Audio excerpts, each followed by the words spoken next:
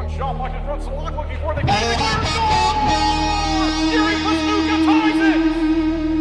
2-2 as Yuri Pastuka off the giveaway. Florida has it. Corner score!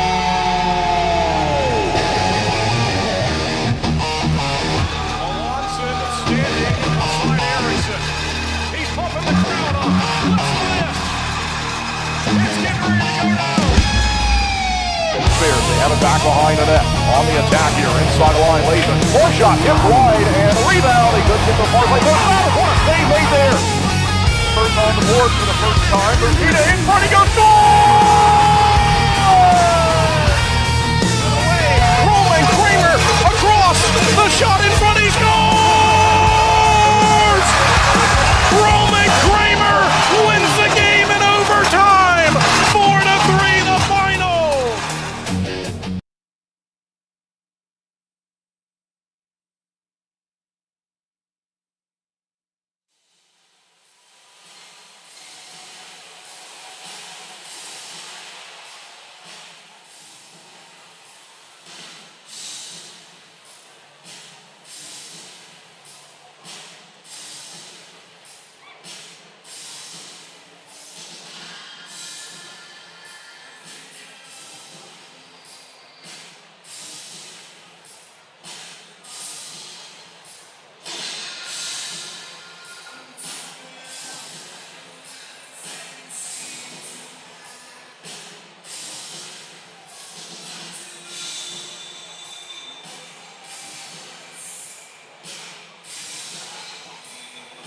And good evening, ladies and gentlemen. Welcome live inside the Florence Center here in Florence, South Carolina for this massive matchup between the Thunderbirds and the Pee Dee IceCats. Last night on home ice, the Thunderbirds took care of the IceCats. The final score was 4-2 to keep their playoff hopes alive. Twin City will look to do the same tonight and record a regulation victory for 3 points in the standings.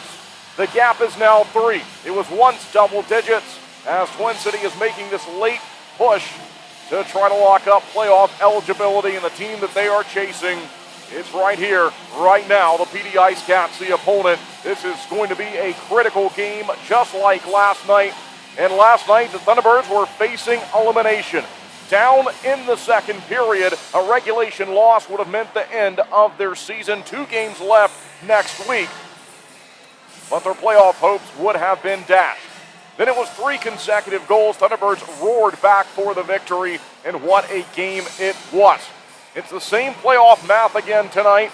Thunderbirds cannot have a regulation loss. Anything else, a win or a point in the standings, would push the playoff race to the final week of the regular season next weekend.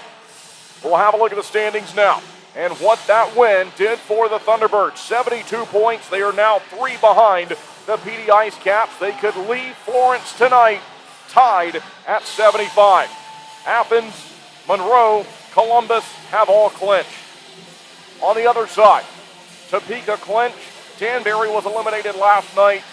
And now, the only playoff spot left is the one the Thunderbirds are chasing, looking to put 3 points in the standings tonight. Zach White leading the way with 64 points. Roman Kramer right behind with 58. Zach White with his team leading 27th goal of the season in last night's game. Cason Gallant with 21. He got us going with the opening goal of last night's contest. 46 points for him. Overall, Boris Babic improving on his save percentage, now at .907. It was Parker Rutherford last night, and we believe it's going to be Brendan Colgan on the other side for the IceCats. In between the pipes, Alexander Levkov leading the way with 89 points. Patrick Marcinkiewicz right behind with 83. And Houston Wilson with 59 points. That's what it looks like here this evening. All right, we are nearly ready to go, but first we will step aside for the pregame show, for the break during the pregame show, and then we'll come back and be ready to go for the Pine Tree Tavern first period. We will join the pregame festivities and get ready for this matchup here this evening. 7:15, the advertised start time, and we thank you for tuning in on YouTube, Facebook, and WTOB Radio. Kendall Grayson with you as always ahead of this massive matchup that we have between these two cross-state rivals. We'll be right back with more Twin City Thunderbirds hockey. Flo Cadillac is a proud sponsor of the Thunderbirds. Visit 1400 South Stratford Road for a free test drive. Or go online to flowcadillac.com to schedule a sales or service appointment. Bernard goes ahead. Took a heavy hit from Pestuka. And away we go again. Here's Zach White. Onside with Gallant in front. Got it to score!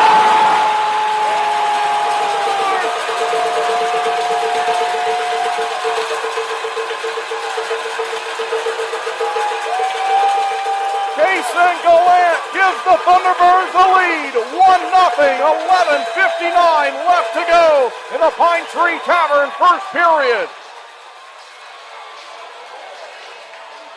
What a play to get it up there to him quickly, and he was able to tap it right in.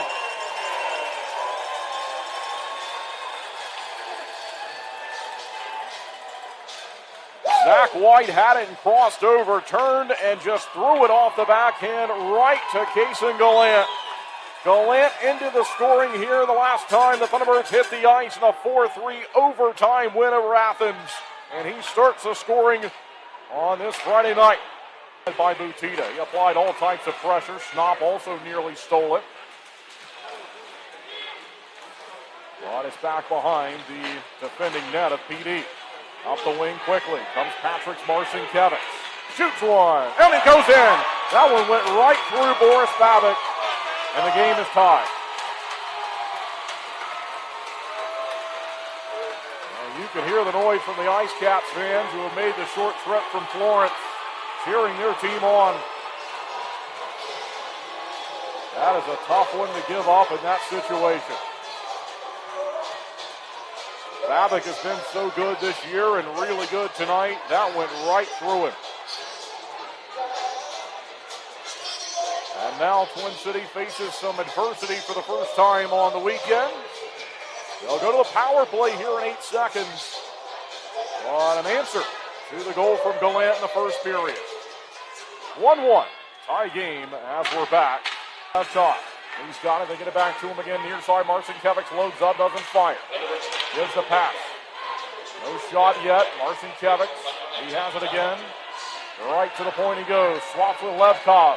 And fan on the pass. He pushed it down low to Vadim Frolov in front. One-timer. Save made by Babic. High and over his goal it goes. Here's another chance. Shot. Save again. Rebounds loose. They fire it in. And it's a 2-1 lead for Pee Dee.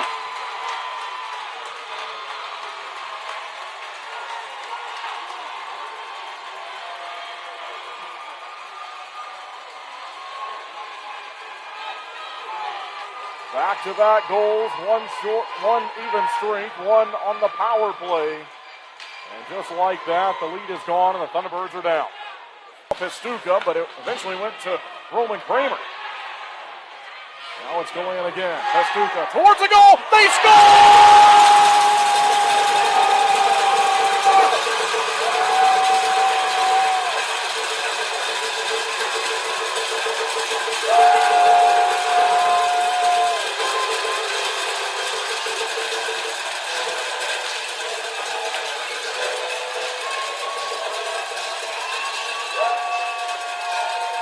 Pestuka has tied it here in the second period. It'll be his 8th in the season, 157th of his career.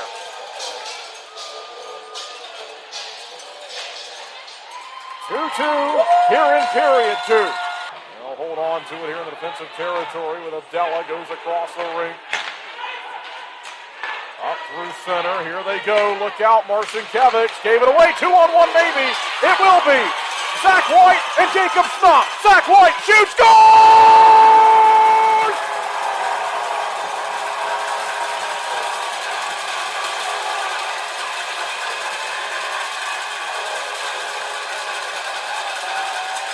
Zach White has given the Thunderbirds the lead.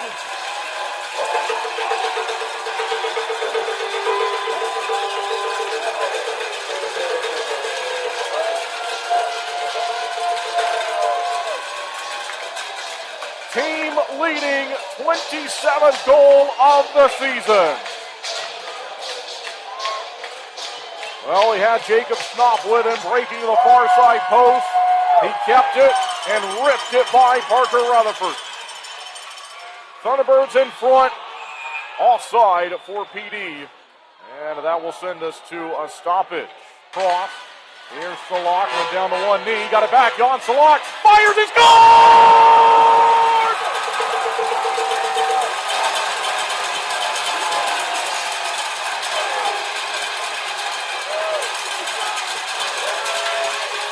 Happy birthday, Jan Salak!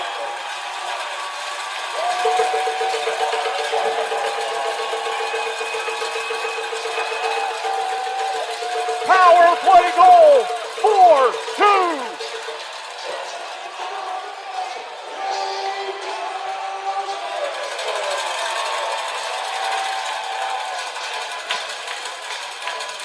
They can feel it now.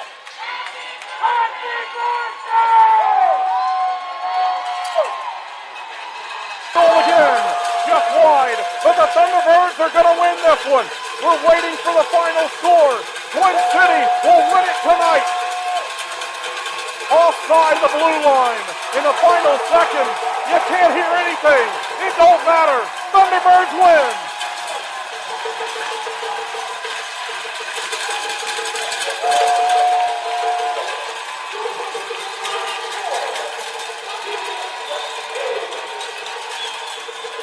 And take one last face off and end the game. The Thunderbirds will live to fight another day. Still alive for the postseason. Here's the final face-off of the game. They win it, and they've won the game. 4-2.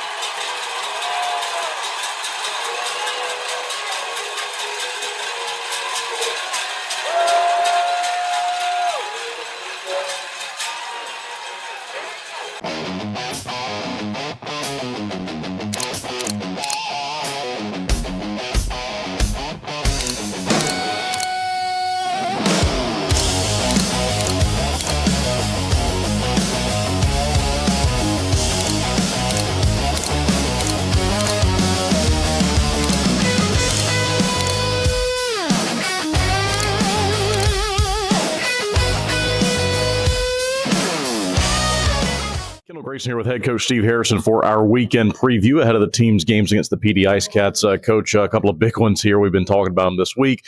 Main things to come out on Friday night and get a win and move on from there. So what's it going to take to get that done? That's a bit of an understatement, a big weekend. But, you know, we're just trying to take it moment by moment and be in the moment for us here. And but we're going to have to come out and play very well. Like, they got a good team. They've played well lately. I know last week they lost a couple games, but they've played well. So, but we're going to have to play our type of game. And again, it's kind of an old cliche. We've talked about it probably for the last 4 or 5 weeks. Is we can't give them something that they don't deserve. And if we do that and play to our strengths, then we're going to give ourselves a chance. If we don't do that, then, you know, we're going to be chasing our tail a lot during the weekend, and we can't do that. But I feel confident. The guys feel good. I've loved practice this week, the camaraderie and everything like that. So, and, you know, after last weekend, that big win on Saturday, I think the wave is still going. You know what I mean? And hopefully it carries over to Friday, and we'll see what happens.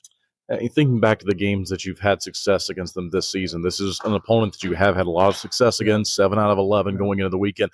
When you've won those games, when you've had success, what has gone right for you? What have you done well? Well, we've stayed disciplined. We don't let them on the power play. You know, we've done our job that way, and we've played well, not just with the puck, but away from the puck. And again, they're kind of a, you know, when we call them a run and gun type team, you know, everyone thinks, oh, a couple other teams in our division are run and gun. These guys run and gun. And so we just have to play well when we don't have the puck and be aware of certain things. And as I said, if we do that, then we're going to give ourselves a great opportunity to get something Friday night. And then we have to go in there. And we loved that barn. We've played very well in that barn. I'm not sure actually our record in there, but we've played well in there. So I feel really good about the weekend, and now we just got to go out and do it. Thanks, Coach. Good luck. Thanks very much. And welcome back live inside the Florence Center here in Florence, South Carolina. Kendall Grayson with you as always. Twin City Thunderbirds hockey, thanks for tuning in. Thanks for joining us as we're getting ready for this showdown. Thunderbirds won it 4-2, the final score last night in what was a good effort. They'll need another one here this evening. The IceCats introducing their entire team tonight for the fan appreciation night, also having a Star Wars night, the joint promotion. And now they're going to bring out the starters. So if you're just now tuning in, you haven't missed anything yet. Thunderbirds will be in the white sweaters when we finally get going in the Pine Tree Tavern first period.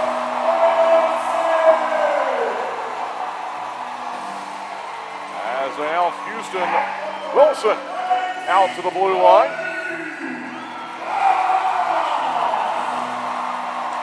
Vadim Frolov is next.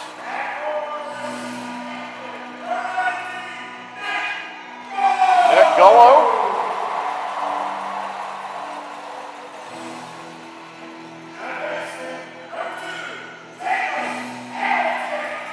Jacob Hamilton will start the game tonight.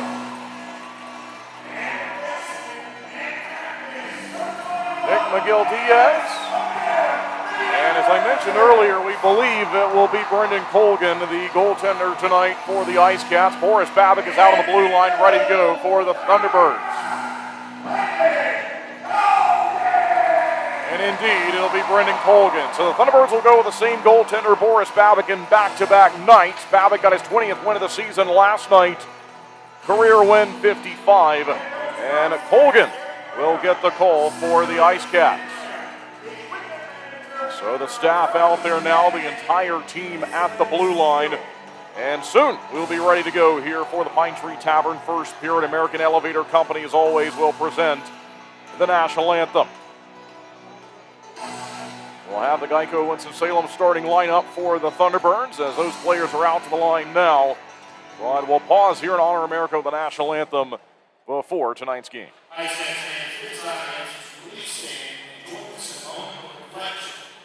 All those that have served and are currently serving our country.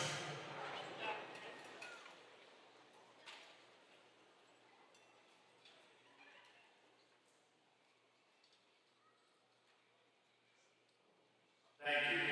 Fans, please remain standing. Gentlemen, remove your hats.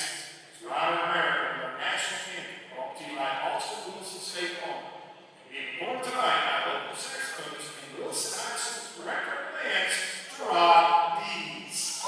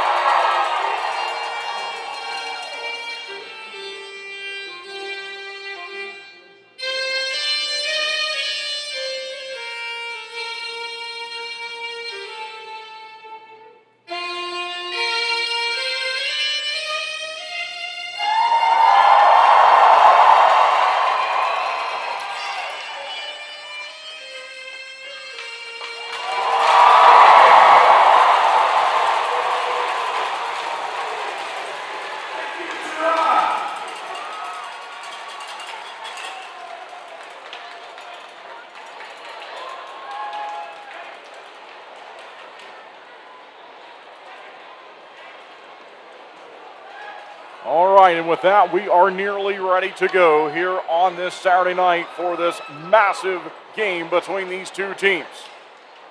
They're the final two teams battling for a playoff spot in the FPHL this season. We'll have a ceremonial puck drop and then be ready to go.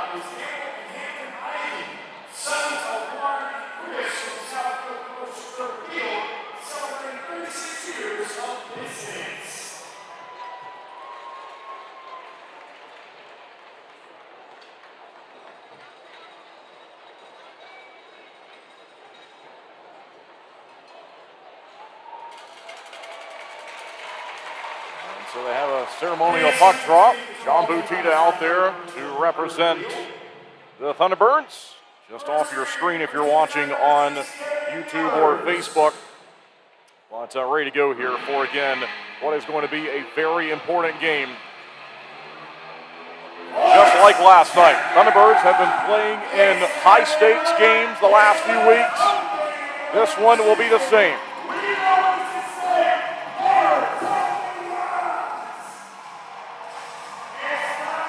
Geico of Winston-Salem starting lineup. John Butita, Jan Salak, Nate Keeley, Yuri Pastuka, Connor Craig, Boris Babic to start the game.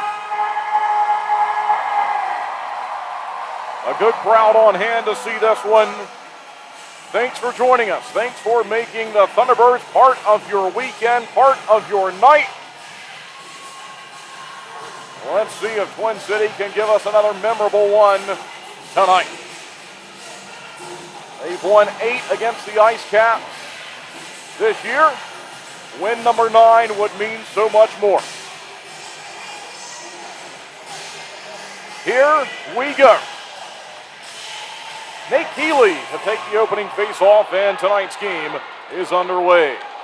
Back into the defensive zone, just along the blue line for the Thunderbirds. Played back behind the goal line as Nick Gullo was applying pressure immediately. Out towards center. We'll see if Jan Salak can locate it.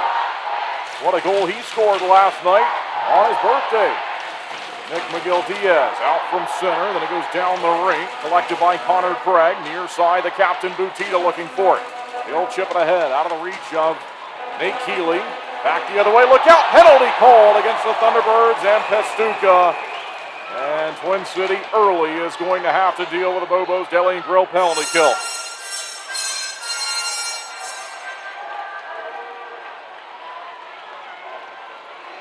Well, it was Houston Wilson moving up and stepping onside there, and the stick of Yuri Pastuka brought him down.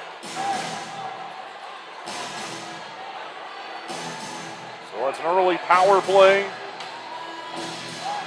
and this is going to be a big test already.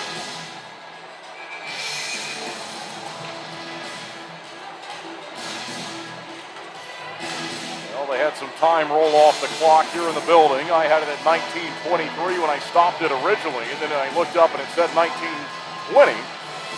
And since then it went down to 19:16. So we'll have to see what they do with the time. They've dropped it down to 19:15. That's going the wrong way. And also the penalty to Pastuka is not showing. So they need to get those things straightened out. Now they go to 19:22 for the time. And we will go with that.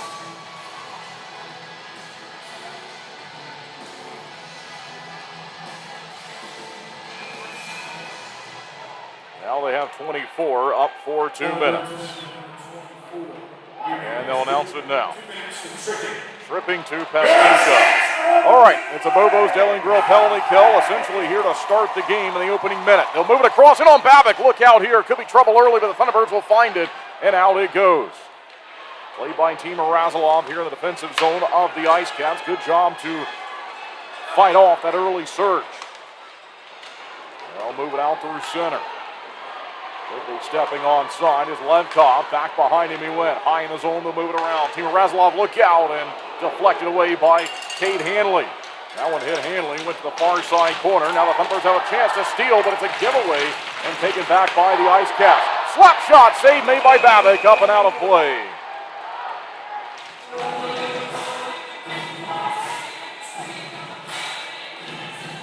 So 18-14 1:43 left to go in the Pine Tree Tavern first period. 1 minute, 22 seconds left on the opening penalty of the game.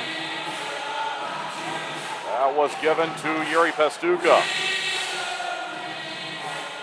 44 seconds, the time of his 2-minute call for tripping.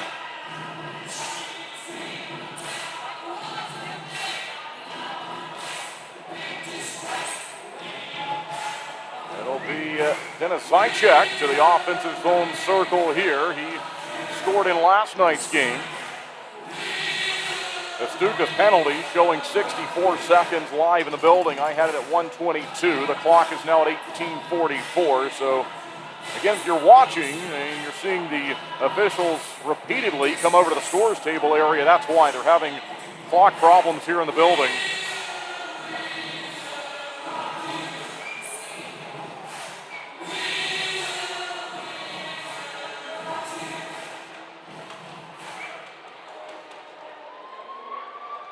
And hopefully we'll get back to playing here soon.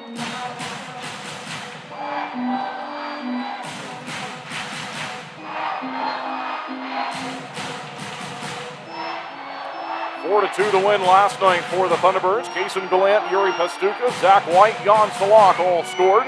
I mentioned the goal for Danny Zychek, and it was on the power play at 9:18 of the second period in last night's game. That gave the IceCats a brief lead. Thunderbirds able to answer back strongly and score the next three, win the game by a final of 4-2. IceCats in search of power play goal number 56. They scored number 55 last night. Thunderbirds have 3 shorthanded goals this season. The Bobo's Deli and Grill penalty kill is 73.0 entering the game.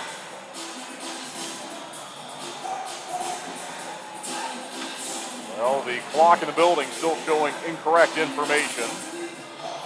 So they have discussed it with the IceCats head coach Gary Graham. I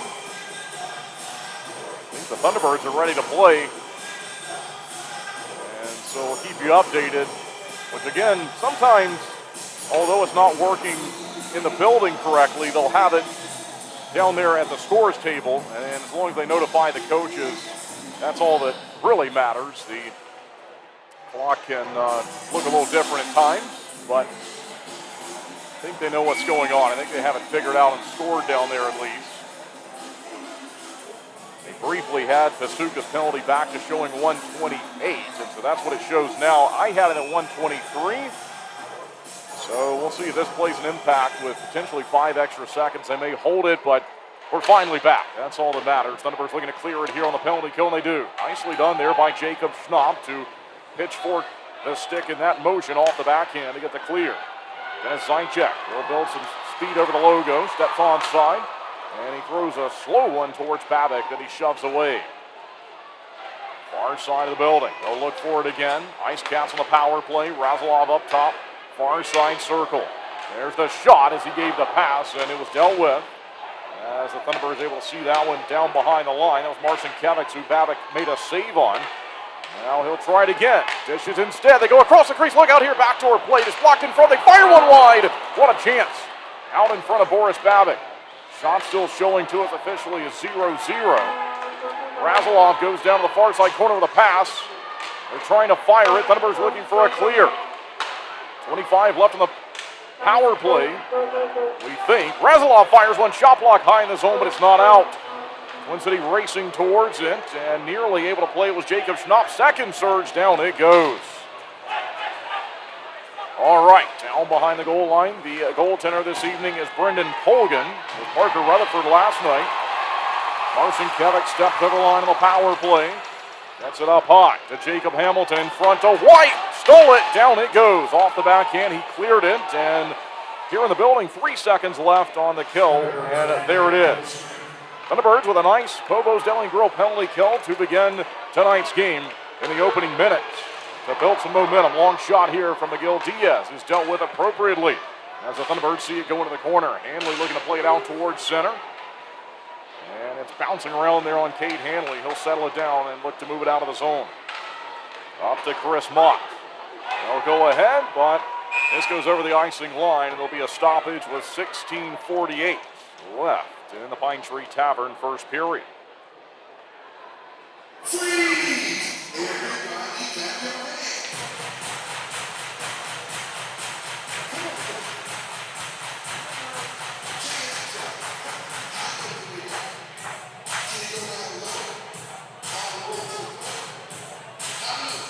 All right, so still in the first 4 minutes. Thunderbirds go to the face-off circle. All the way across from where I'm located. I'm in the opposite corner, 180 degrees away. So I see that all the way across the rink. Top left of your screen if you're watching on YouTube or Facebook. Thunderbirds do move left to right here in the first period. Out to the neutral zone immediately. Played ahead. Onside for the IceCats. No shot yet. Twin City looking to steal it. They do. Good job there from Kate Hanley. Hanley, they'll skate it over the center ice red line. Took a check, but was able to drop it down the rink. Colgan nearly gave it away to Salak as he's looking to steal it now. And he briefly had it. Put it down behind the goal line.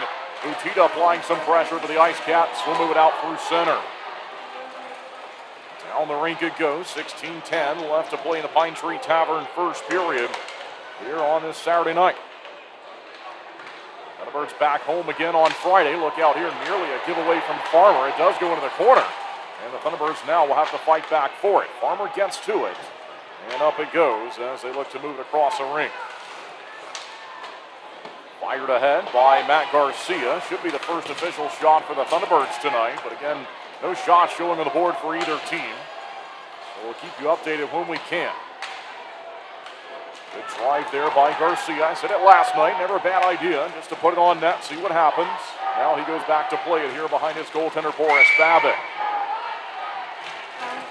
Twin City charging up the far side. Goes off of Jurgenite. He'll settle it down, though. And Jurgenite will send it in the corner. He gave it away to Kramer. Look out here. Could be a chance in front. What a play! Right in on goal. And Zach White thought he was slashed at. They continue on even strength. My goodness. Gallant and Kramer able to move it along to Zach White, who was wide open, and I didn't think that pass was going to settle. But White put it in on goal. Chance onside the other way.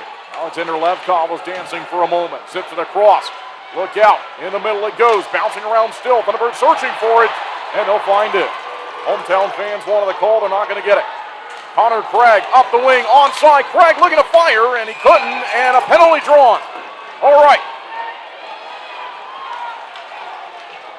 And I think Jacob Schnapp is arguing with the official. He thought that the Thunderbirds still should have been playing there as they blew it down for the media timeout. All right, we'll be right back. Media timeout with more Twin City Thunderbirds hockey.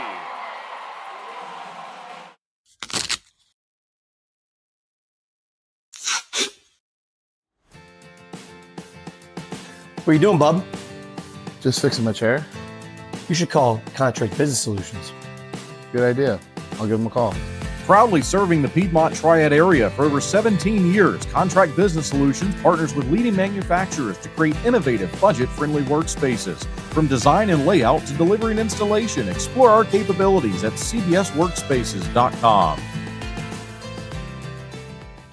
Two pillows, endless possibilities. At Cotton & Crate, we make it easy to refresh your home season after season.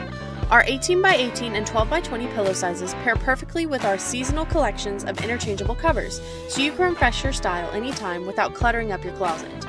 We're proud to team up with the Twin City Thunderbirds, celebrating hometown spirit and the comfort of home on and off the ice. Thunderbirds fans, enjoy $5 off your order at cottonandcrate.com with the code TBIRDS 5 off. Cotton & Crate, two pillows, endless possibilities.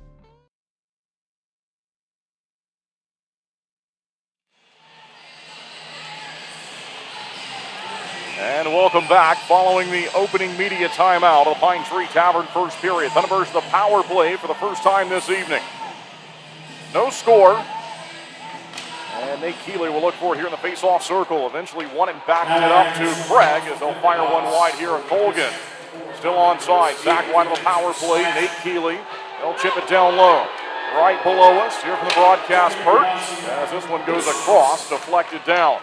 Still onside though. Here on the power play, Kramer. Hard rim all the way around, and it's Played by Keeley, swatted at it, looking to move it high in his own. Craig, quick pass to White, who's open, fires one through traffic, rebounds there, they're looking for it. Save made by Colgan, not out of the zone, great job here, they hold it. Kramer, one-timer, but it's blocked. They go across quickly, White, Thunderbirds looking to take the lead. Kramer steps up, fires, scores! Roman Kramer opens the scoring! 1-0 for the visitors.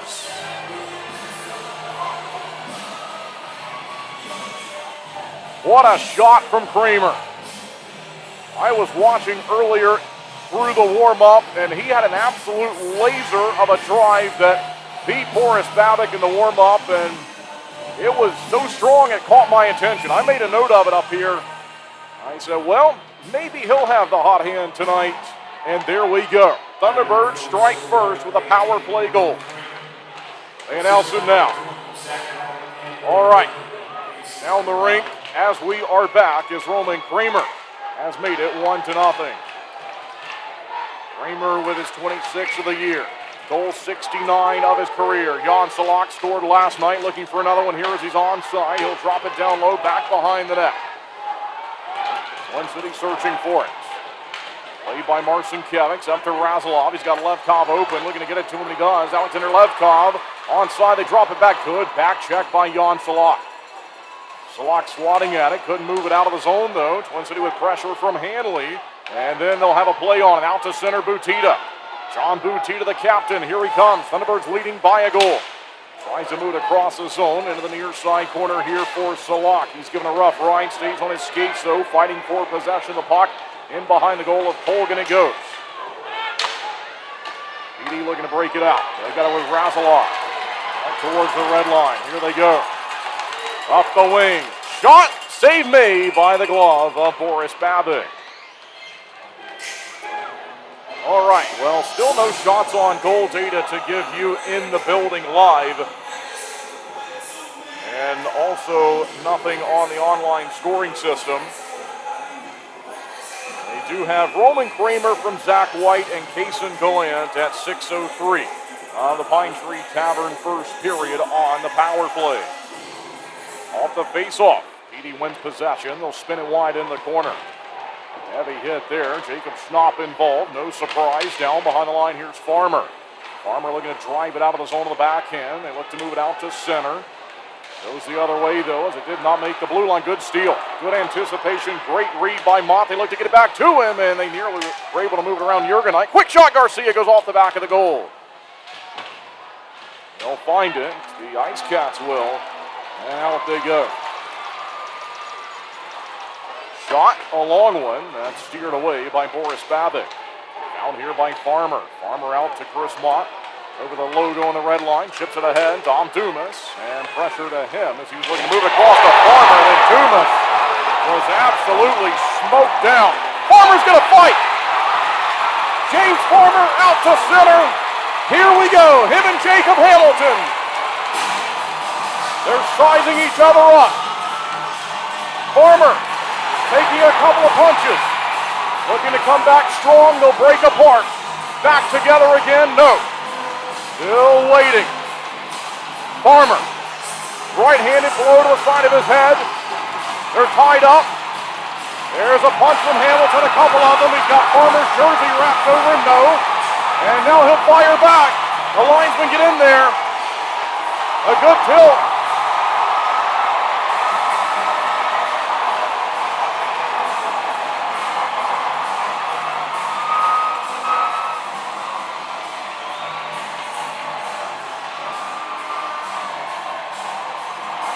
Dom Dumas was absolutely flattened in the corner, and James Farmer went right at Jacob Hamilton. Hamilton had no problem agreeing to it, and away they went.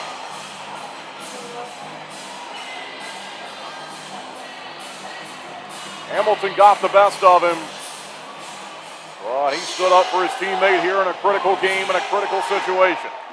Jacob Schnapp's on the logo right now, having some words, perhaps asking if anyone else would like to get involved. No penalty showing yet, but that's not unusual from what we've seen so far. It may just be 5 for fighting each way, and that would not affect the strength on the ice. Looks like the face-off following the center ice tilt will be at center ice. I think we'll continue to play 5-on-5. All right, so nothing extra picked up there either way.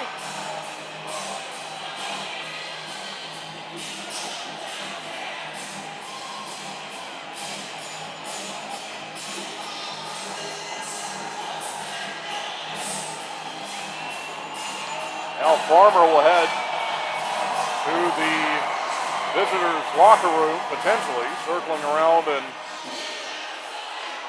he'll head that way.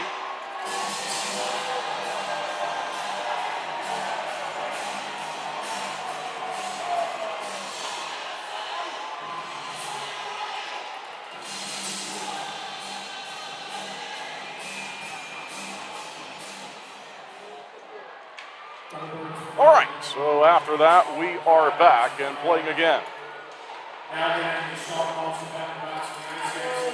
Our side corner of the defensive end. Pastuca will find it, slides a quick pass to center. Zach White, Payson Gallant. Here's Gallant, couldn't fire, dropped it back behind him. And racing in now is Roman Kramer. Kramer steered it around the zone. Gallant looking to take it away, but it's out to center. Right back onside. A brief delayed offside for the Thunderbirds. They tag up. Twin City is leading it here 1-0 behind enemy lines tonight at the Florence Center against the Pee Dee IceCats. Here's Charlie Bedard. Dropped it down behind the line. Twin City will find it. Gallant. And play with a high stick here from the IceCats. They say it's okay as Kramer goes ahead with it. Now Jack Johansson. Johansson down behind the line. Streaking in from center was Keeley. Keeley, they wanted to play it there to Butita. It's down behind the line. Butita applies some pressure to Marcinkiewicz. Butita applied pressure behind the lines. They look to steal it from Marcinkiewicz. Then it goes to Miguel Diaz at center. Up the wing, quick pass, Levkov. He's in, pressured by Johansson. He went down, quickly driven in on goal, and a good save made by Boris Babik.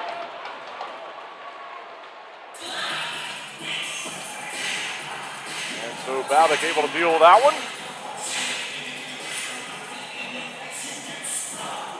Again, we're getting no shots on goal data here in the building, so unofficially not able to tell you the shots on goal count. But not the first save that Babik has made tonight.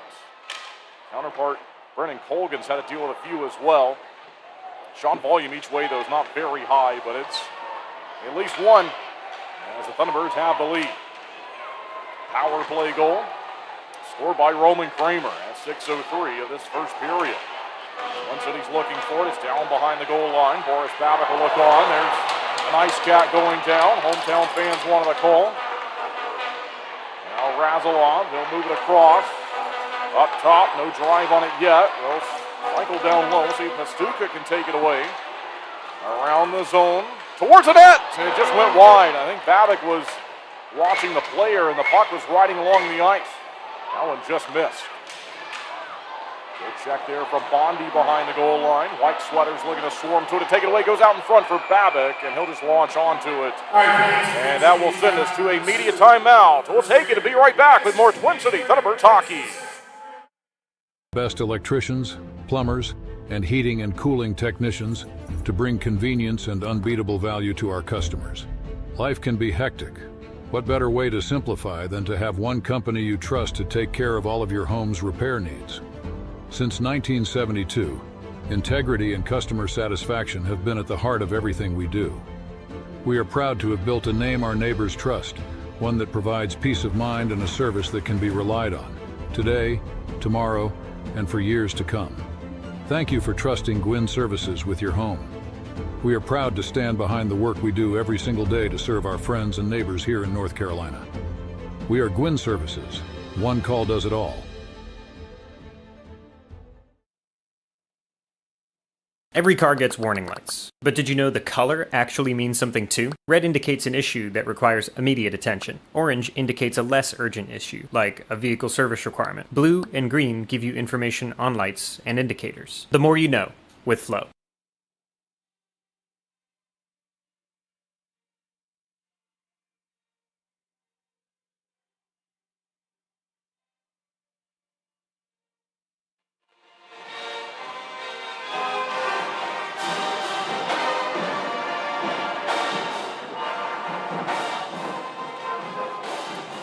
And welcome back as we have a play quickly driven in on Boris Babick.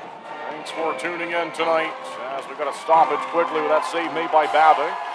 Live performance from a marching band here in the building, and that's what we were hearing on the other side of the crowd mics.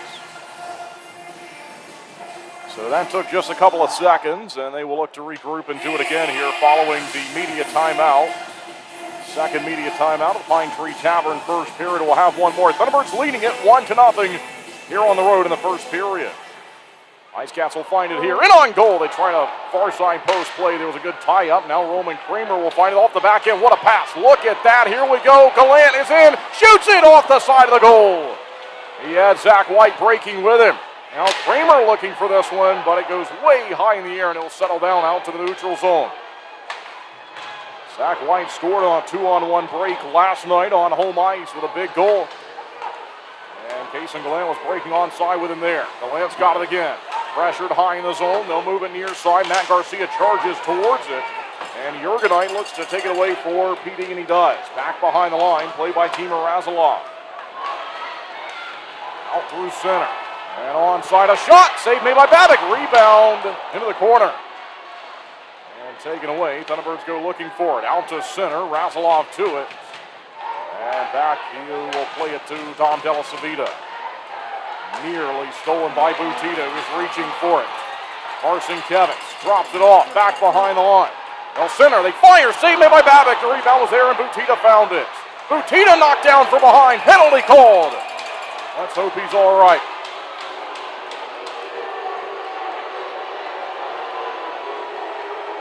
He's slow to rise, but he does.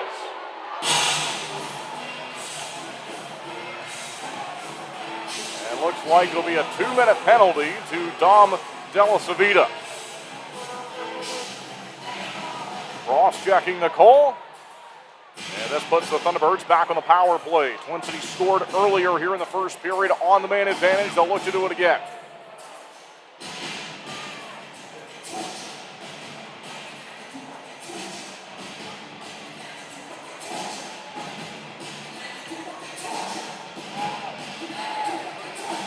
Goal scorer from earlier is out there. Roman Kramer. Nate Keeley. They'll take it. Here's the face-off as he goes one-on-one against Nick Gullo. Thunderbirds find it. Connor Craig shooting one. Off a redirect. Save made by Colgan. Back behind him. Thunderbirds look to battle for it. 8 minutes, 10 seconds left. And period one, Kramer's got it. Gallant was open in front of the goal. I think he knew it, just couldn't squeeze it over there to him, though. They'll try it up top. Craig, Gallant. Gallant holding on to it back to Connor Craig. He'll survey the ice, look for his options. He finds Zach White, given away, though, and nearly a one-on-one. As eventually swatted away and found by Connor Craig all the way down the range in the defensive territory. Thunderbirds through center. For Zach White on the power play. Down behind the goal line, all the way around the boards. Inside the line for Craig. It rolled on him, though. He goes out to center and had to face a couple of ice caps from there. They were looking aggressively to break it down the ring. In behind the goal line, played by the goaltender, Brennan Colgan.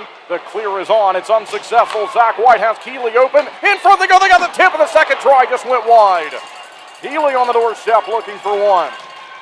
Thunderbirds leading by a goal. Keeley got spun down. Found by Vadim Frolov. Here come the IceCats. Short-handed rush up the rink. And it was blocked. The last pass there was taken away by Gallant. At the end of his shift, he'll stretch it up to Chris Mott as the second power play out there now. Racing in is Keeley. And off the deflection out to center. Found by Jan Salak. 27 seconds remaining on the power play. Thunderbirds leading on the road by a goal. And this one was nearly fired into the crowd, but down the ice.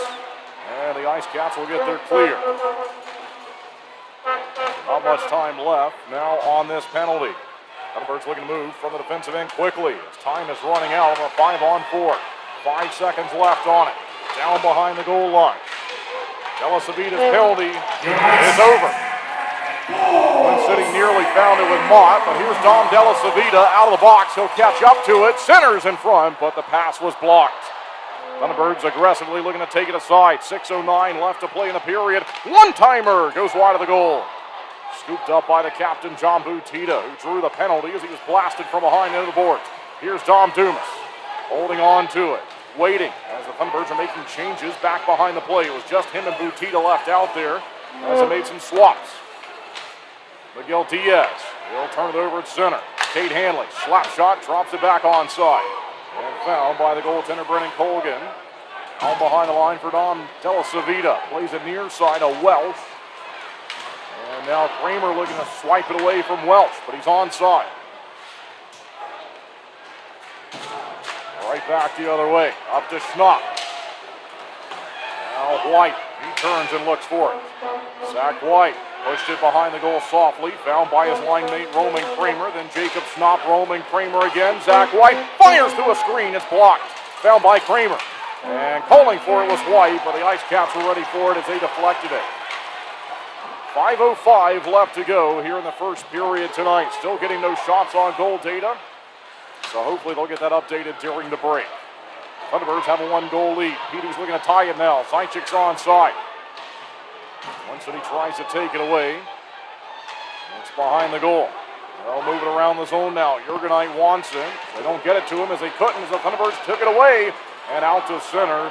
Butita's pass was intercepted. Kramer calling for a change. One-man replacement for now. Now Zach White also leaving.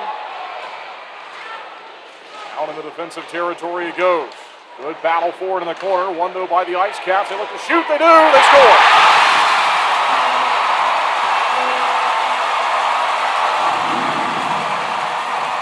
And the game is tied at 1.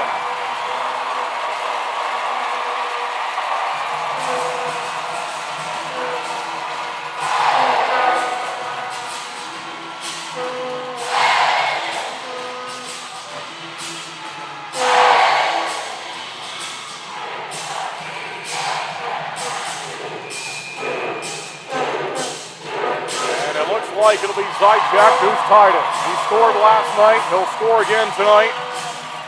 And we're back where we started at even.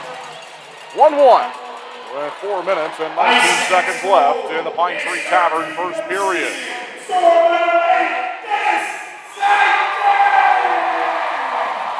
Onside Keeley looking for it. Keeley's in front. Here's Schnapp. Can he find it? They try to feed it to him. Instead it goes in on goal. And the save made by Colgan, and he covers it. All right, that'll take us to the final media timeout of the Pine Tree Tavern first period. We'll step aside and be back with more Twin City Thunderbirds hockey.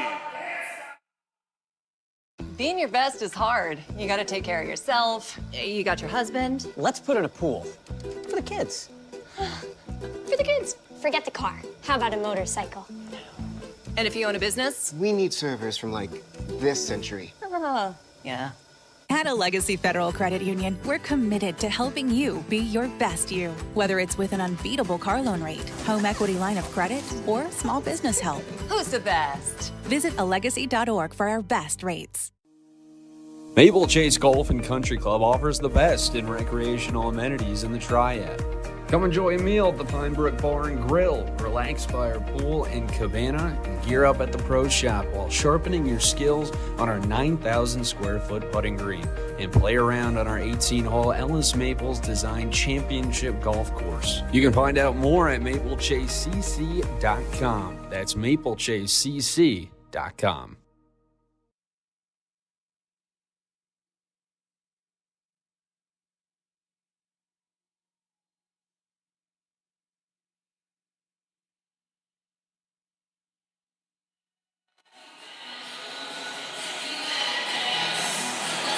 And the crowd has come to life after finding a game-tying goal for the IceCats.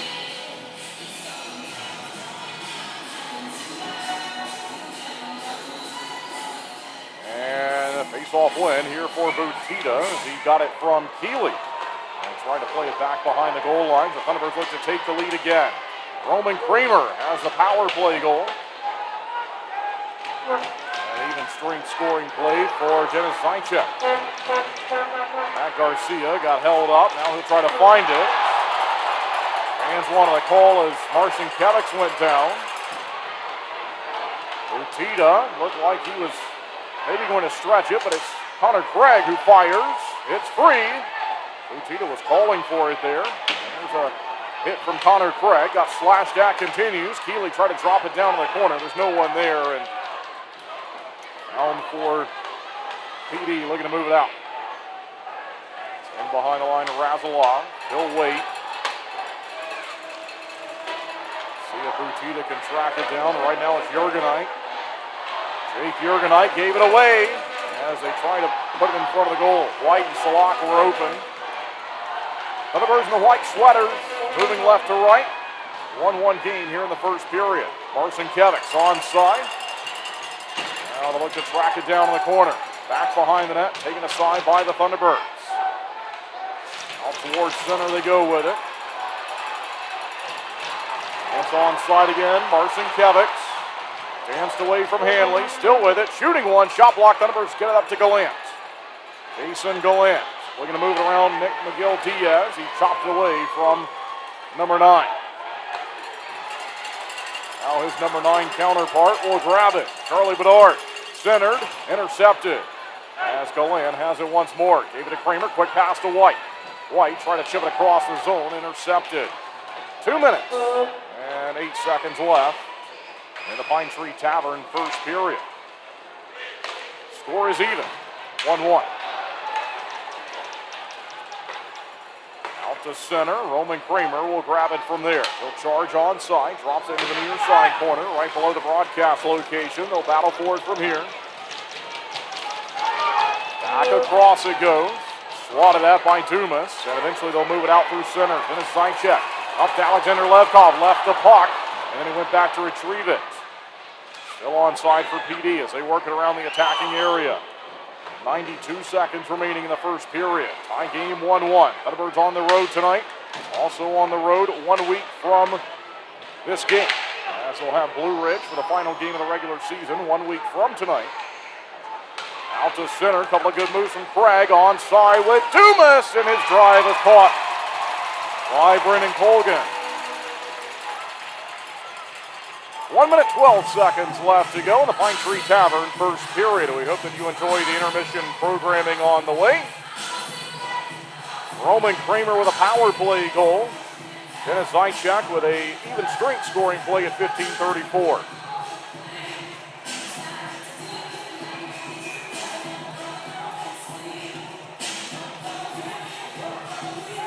Dumas ready. He'll take on his number 19 counterpart and Nick Gullo in a circle. Jacob Knopf, Chris Mott, Matt Garcia, James Farmer on the ice. Dumas will ship it to the near side corner. He's held up as he looks to crash in and take it. IceCats have it. Out to center they go. They'll move it ahead, down below the goal line.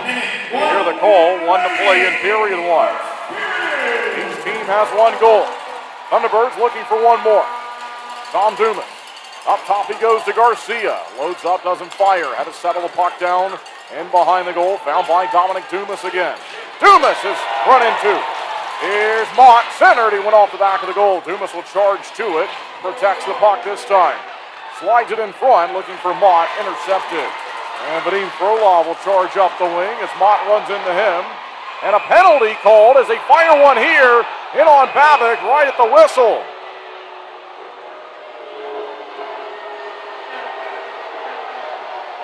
Well, Chris Mott threw a legal check, and I think it was retaliation and frustration from Vadim Frolov as he slashed him.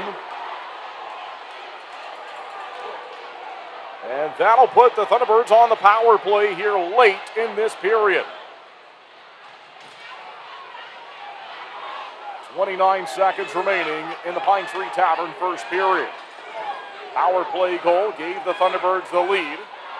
Even strength goal has since tied it. Twin City has to avoid a regulation loss tonight or their playoff hopes are finished. Any other result will send this fight for 4th into the final weekend of the season. We'll see if they can win it just like they did last night. Keeley, here's the face-off, and it's slapped out down the rink into the midst of Boris Babic with only 23 seconds remaining in period number one. Babic, the first star, rightfully so last night, as he put on a goaltending clinic. Thunderbirds bump it out to no one. Connor Craig has to go find it. He retreats, just 9 seconds now left in the first period. Another errant pass, back it goes, and that's likely going to do it here for period one. Played by Connor Craig in his defensive territory, and that's it for the first. Thunderbirds will have 91 seconds of power play time that will carry over into the Flow second period.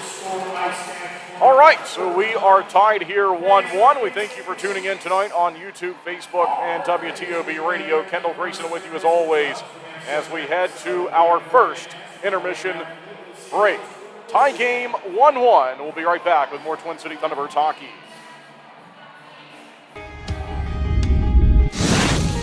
When it comes to performance, speed matters, just like on the ice. Introducing same-day dental crowns right here at Twin Oaks Dentistry. With cutting-edge technology, we craft crowns on-site, eliminating the need for temporary. As proud sponsors of the Thunderbirds, we understand the need for top-notch performance. We're more than just dental care. We're your partners in achieving your best smile.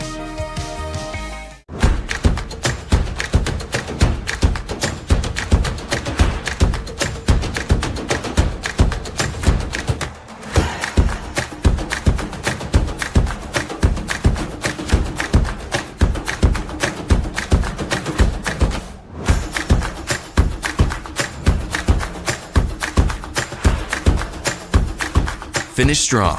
Start here. Atrium Health Wake Forest Baptist. Maple Chase Golf and Country Club offers the best in recreational amenities in the Triad. Come enjoy a meal at the Pine Brook Bar and Grill, relax by our pool and cabana, and gear up at the Pro Shop while sharpening your skills on our 9,000 square foot putting green and play around on our 18-hole Ellis Maples Design Championship Golf Course. You can find out more at maplechasecc.com. That's maplechasecc.com.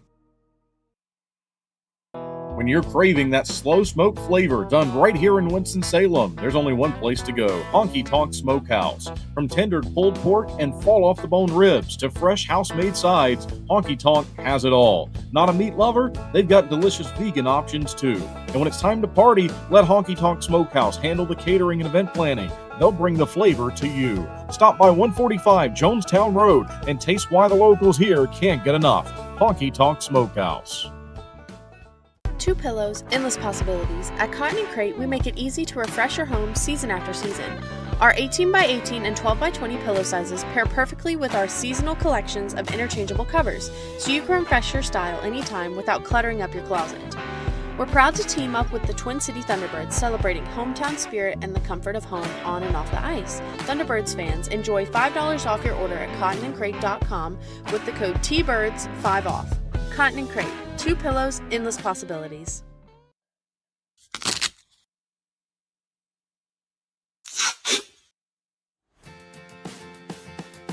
What are you doing, bub?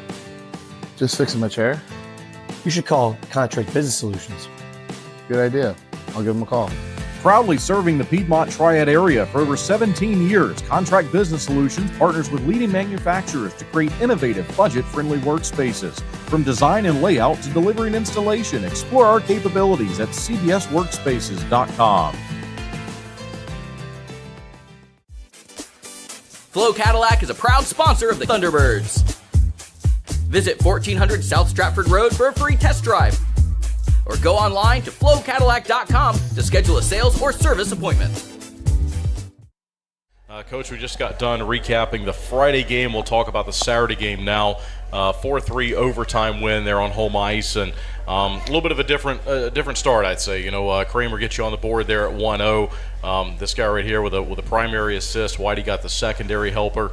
It's 1-0 after one, and obviously a much different feel and start to that hockey game there on Saturday. Yeah, I was pleased. I mean, after the game on Friday night, when you're hoping we come out with that energy that they have. A lot of things are on the line. But I basically went in and just go and play. And that's the one thing about this team. I think if we put we want this or you don't want that or whatever, we get out of sorts. And so I just said go in and play. And we went out and played, and I thought we had a heck of a hockey game. You get up 3-1 against them, and they were coming. But as I said, we didn't give up a lot of odd man rushes. We played the game the way we have to play to be successful. And until the third there, I think we gave. We had a turnover and they went down and I think the puck went off of someone's skate or something that in the net. But those are the things that happen when you try to do too much, and that's we were just talking about it off the air here, where instead of getting that puck deep. When it scores 3-1, we try to make a pass, and so those are the situations that we've got to be a little bit better in when it's a 3-1 hockey game to not get into that overtime situation. So, but no, for the most part, as I said, I thought it was a great start. We bent a little bit, I guess, if you want to say it. I don't even know if we really bent. It was just a bad mistake, and then all of a sudden, they got another one. But as I said, against a team like that, I just thought it was a great hockey game, and we finished it off. Yeah, it was. I'll go back to the second period. They had a chance there, 5-on-3. They convert. You get a chance to answer, respond, and you do the same there. Yeah. I thought, again, we've been talking about specialty teams, but like that to me is something that your team had a challenge that they get their chance. Here's your chance, and Kramer gets that goal. I thought that was a big moment of the game, just to answer that back. Well, the power play is going to be important. We talk about that, and killing penalties. I thought we did a good job. For the most part, killing the penalties, and you get a 5-on-3, and actually the goal, I think it might have went off a Whitey's stick. Actually, I think he got there just in time, and that was one of those ones again. I don't know if it was a mistake. It was just one of those situations where a second lady had a stick and actually went in the net. So you're in the right spot, just not the right bounce. Exactly, and so I just said offensively, and then our power play, I thought we moved the puck around pretty good and made a really nice play there down to Kramer. And as I said, but what I liked is we were moving the puck, and we took some shots and we moved the puck really well. And when you do that, you create those situations where we showed the shot, and the goalie came way out, and we slid it down to Kramer, and he basically I could even have put that one in, but no comment, buddy, on that one. But I give the whole power play credit. They moved the puck around enough where they got those guys running so much, and that's what creates it. Everyone thinks it was the one pass. It was probably 4 or 5 passes before that and showing the shot that actually created those situations. It's not just the one play. So no, I was pleased with that, and as I said, that's how we continued the process. Yeah. I think it'll be game 52 or 53 coming up this week, and we talked about it the last couple of weeks where there was kind of a point where you had to just sort of draw a line in the sand and say, hey, we've got this amount of time left. Here's kind of what we think we need to do. It's getting ready to be game 53, game 54. Can you feel it in the locker room? Can you feel it in practice? Can you feel it during games?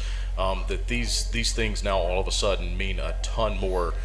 Even though it's the same amount of points, than maybe it felt like in November, December here, now at the end, now that you're in this battle, in this race? Well, I mean, it's only, I guess, common sense. Some people don't think I have a lot of that, but just to look in the standings and see where we are at and how many games are left and then who we're playing, it's out there. But that's not what I'm trying to show these guys here. All I'm worried about is Friday night. Yep. And I want us to go out and play the best hockey game and give us 60 minutes and see what happens. And then we'll worry about Saturday. And we can't get into, if we win 2 and then it's 0, or we win 1 and they win 1, and then the next weekend we have to do this. By the time you figure all that out, you're drained. Yep. And so I love practice today. We did some yoga yesterday, and I just like the camaraderie right now. I like where we're going as a team. Everybody seems to be loosey-goosey a little bit, you know what I mean?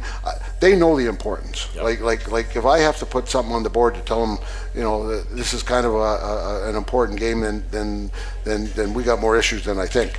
You know what I mean? So they know what it is, and as I said, I'm trying to keep it to where, you know, how we play and concentrate more on us. And if we do that, then I think we'll give ourselves a good chance. We'll go to the overtime here. I think someone's enjoying a birthday out there. That's great. Sounds like it. We'll go to the overtime. You know, obviously for me, one of the more memorable moments of the season. It's not something that you see a lot. I think that was maybe only the 4th or 5th time we've seen the 3-on-3 this year. Just, you know, talk about kind of the mentality going into that. How often is that something that you even work on or practice or prepare for? Well, actually, you know, I said that as soon as the 3-on-3, we do it all the time. Yeah. And it's kind of funny because we play 3-on-3, and a lot of times I want the guys to work hard and get a good workout and do those things. And then all of a sudden I'll blow the whistle and say, okay, now you're going to play my way. I don't want an odd man rush. I don't want, you know, we don't want any goals. And when we do that, like when we play 3-on-3, like there's no goals, there's no odd man rushes, everyone's talking, things like that. They get into it, so they know how to play it. The one thing about it is it's a little different is the ice. We usually play like you know, with the blue line down, but you know, during the game there, you know, you got the full ice, and normally those things happen. Like, you know, one team kind of gets an opportunity, they were down in our zone, they try to go maybe overextend what it is. Next thing you know, they try to make a change, or you broke a stick, I think, or whatever. But those are the times, like that's when you really got to concentrate on, do I take that chance? And that one guy took a chance. Next thing you know, I think it was Schnappy who made the pass. It was Schnappy and Farmer. And then Farmer made the pass, and he took off and went down the ice. So we created an opportunity for ourselves, and you know, he's been watching my videos. I sent them to him for $7.99. He's been watching my videos on how to score on a breakaway, and we play Showdown a lot, and I had to send it to him. So he must have watched it a couple times, because he went down there and made a nice play. What'd you see on that play there? I saw that, you know, like Farmer and Schnapp were making a good play on playing defense there, and Schnapp got the body on, I think it was Milan at the time, and they ended up kind of just puck sitting there, and Farmer picked it up, and I saw Ford was heading to the bench, and I saw him open ice in front of me, so kind of put myself in a good spot to get a pass, and kind of just shot it where I know the best spot is, and my dad always tells me low blocker, so I could hear him yelling in my head. It worked. That echo in my ear, I got it. Yeah. It worked. Not your first goal since the trade and since being over here, but that must have been a great moment for you personally, and something that was, you know, just something that you can sit back and be proud of there Saturday night. Yeah, that one felt good for sure. I mean, obviously against your old team and at home with the fans and a big win, so that one definitely felt really, really good. Yeah. I watched it today, and a pretty good celebration too. He went down there like that. I don't know if I could get after my goals. I can't score. I can't get down that low like that. Need more yoga. More yoga. A question I asked just all players that come here during the season. You know, what's it been like so far to play in front of these fans? You mentioned the fans there on Saturday night. You gave a great interview with JJ after the game. You know, what's it been like here with these fans for you? Well, they're loud and they're proud, and they know what they want, right? So if you can put a good product in front of them and show them that you're putting in an honest effort every night, then they're going to respect you for that. Yep. And that's I think what the most important part is for sure. Totally agree. Coach, before we move on to the fan question segment, anything else about Saturday night? Anything else you'd like to say about the weekend? Well, just I think Saturday night showed what these guys are starting to come together a little bit, and you know, when they tied it, made it 3-3, I think maybe a lot of people might have thought, oh boy, you know, we're in trouble here, and you know, we got to overtime, and as I said, I believe in these guys, and I know that they're working hard. And as I said, I see it come together, and as I said, I just like the camaraderie right now and where we're going with it. So hopefully we can keep this thing rolling. And as I said, I thought the weekend it ended on a great note. And if that doesn't keep us energize us a little bit more, you know, talking to some of the guys even the next day about, you know, it just gives you energy, and so that's what we got to carry on this week. I like having one company that kind of do it all because I feel like it reduces the mental load of having to research and figure out, who do we call this time? It's just, we'll call Gwen. We were with a different company that we had a contract with, and our HVAC went out. And they were not able to respond quickly, so that's why we contacted Gwen. And they were able to come out the same day, and we were able to fix that problem. Something that stood out to me about the Gwen staff members that came to our house is they all seem to really care about doing not just a good job, but also about the house. They paid a lot of attention to detail as far as where they put things and how they installed things to make sure there was no damage. They seemed to really care, as if this was their house. After they fixed our AC unit, we were very impressed that Gwen had multiple services. So we went ahead and got a service contract with them and have used them for electrical and plumbing and HVAC.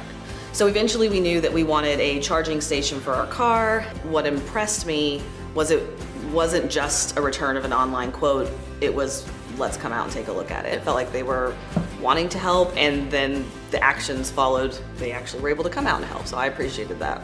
It's that consistency. So when I call, I know what I'm gonna get. They're going to be responsive, they're going to be polite, they're gonna get the job done, and that keeps me coming back.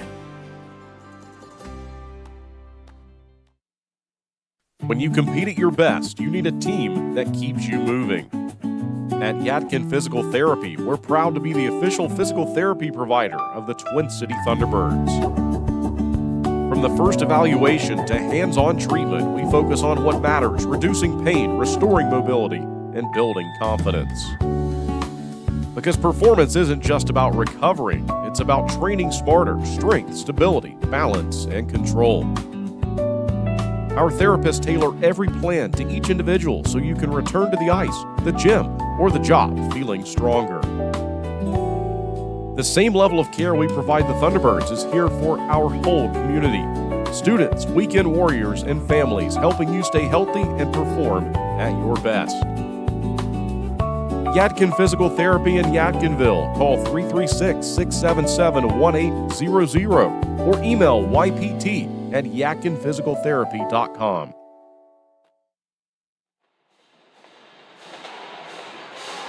And welcome back live inside the Florence Center here in Florence, South Carolina. Kendall Grayson with you as always. Twin City Thunderbirds hockey. It is 1-1 after the first period. They have updated us with some shots on goal data, and we appreciate that. It is 12-4 officially shots on goal favoring the IceCats. 1-1 on the scoreboard, and 1 minute 30 seconds remaining on a power play that will carry over into the Flow second period.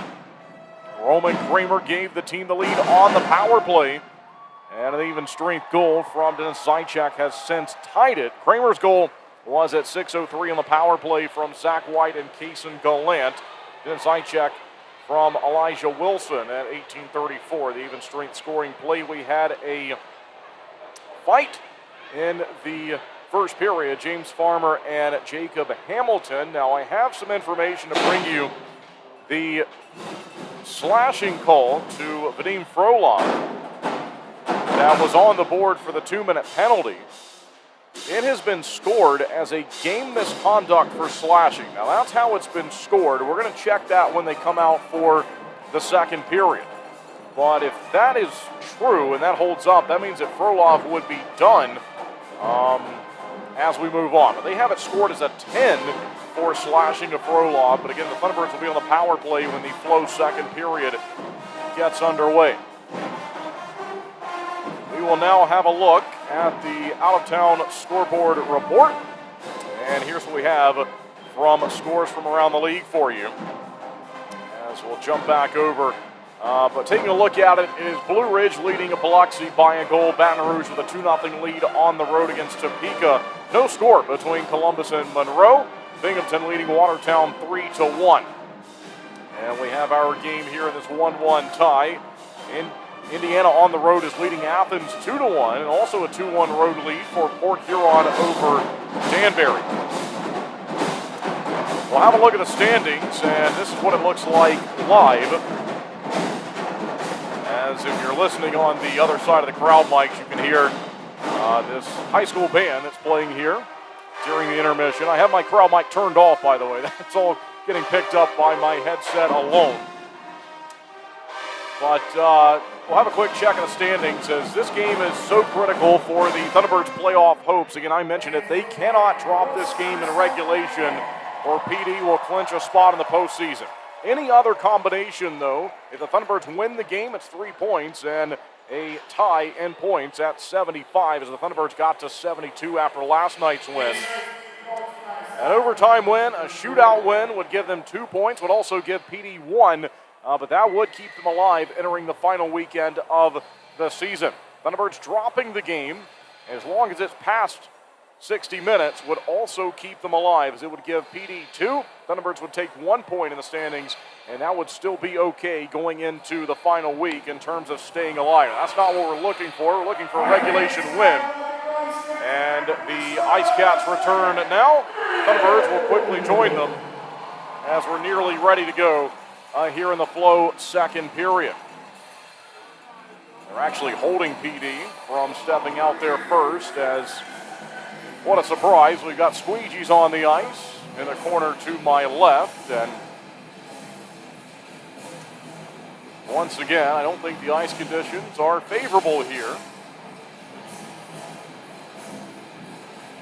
as they're looking to get some of the water cleaned off. They had the lights down for a bit, so I wasn't really watching that. I thought about it when the game started, though, that you can see the streaks in the ice still from when the game was postponed a few weeks ago. Those marks are still out there, at least visually. And the officials are skating around, and it does look pretty wet out there. And that's been the problem here all season long, is the ice conditions have not been good. Now, each team has to play on them, but when you're talking about safety of each team and entertainment value of the folks that pay money to come watch these games, you don't want a game being played on a pond. Now it looks like the Zamboni is going to come back out, potentially, which would make the problem worse. Looks like they did shut it off there. So, two teams were ready, and Pee Dee went all the way out to step on the ice, and then they said, oh, okay, and most of them are gone. Thunderbirds are still standing by their tunnel.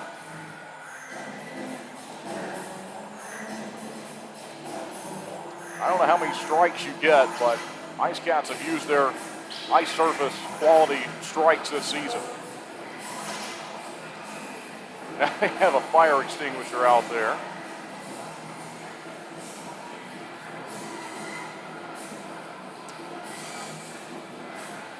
We had the glass issue in here earlier, and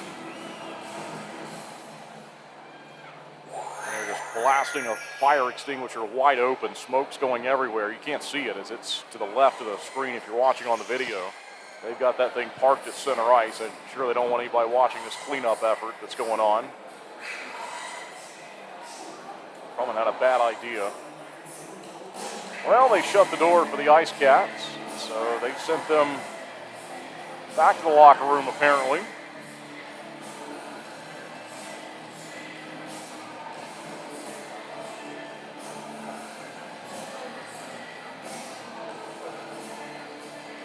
Good job by the officials, by the way. They what part of their job that's not discussed, very often is, they get a lot of criticism across all leagues, but when they come flying out there earlier than the players on their skates, one of their jobs out there, they're not just warming their legs up before the period. They come out there to inspect the ice and make sure that everything is all right. We have safe playing conditions for each team, and that's part of their duties. And they apparently are not going to let this game get back to playing right now. So we're just going to sit up here and talk about what we're looking at. Wish we had a game to call, but Coach Harry's out on the bench. If that tells you anything, he's ready to go, ready to play. Now we got a bucket out there.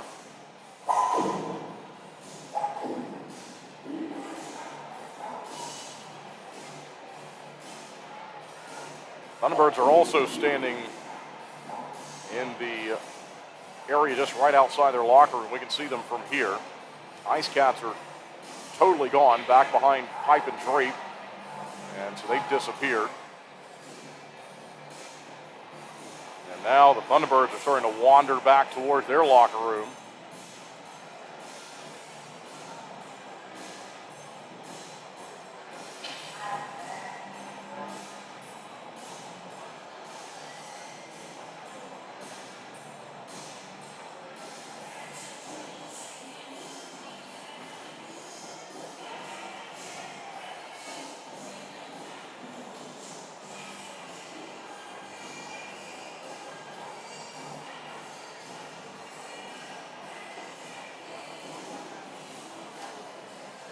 So they're continuing to work on a spot on the ice. If you're watching on YouTube or Facebook, by the way, you can see really the water in the way that it's glistening and reflecting on your screen. And I was asked about the ice conditions during the first intermission break, and I had a discussion here privately off the air, and I was asked my opinion about it, and my opinion really hasn't changed from the first time we stepped in here earlier this season.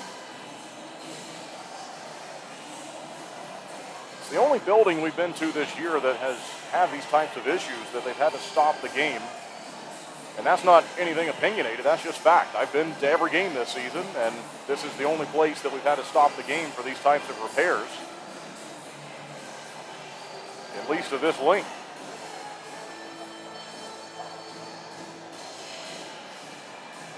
Another fact is Coach Harrison and his staff are on the bench. Coach Graham and his staff are not. Two linesmen are over by the IceCats door, now talking to Coach Graham.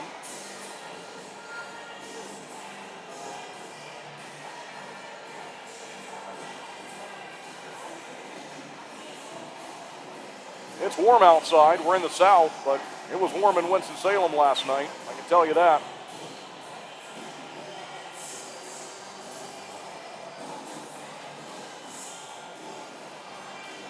So right now everyone's standing around, the crowd stirring a bit. And this would probably be a good time for them to go get some refreshments, as I don't think we're going to be playing hockey here anytime soon. I hope we will, but now we got two different buckets plus the fire extinguisher. They just ripped the fire extinguisher again. We got more smoke filling. It might creep into your view if you're watching on the feed on YouTube or Facebook. As this is going on again to your left, which is, there it is, at the very bottom of the screen, right by the Flow logo. You can see the smoke now starting to creep out. So again, there's a fire extinguisher that they're trying to get a quick freeze on. Apparently it's a patch in the ice that they're not happy with.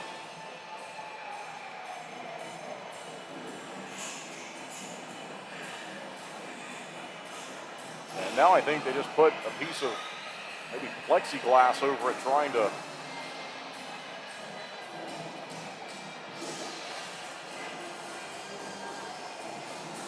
trap the cold there for a while and let it freeze.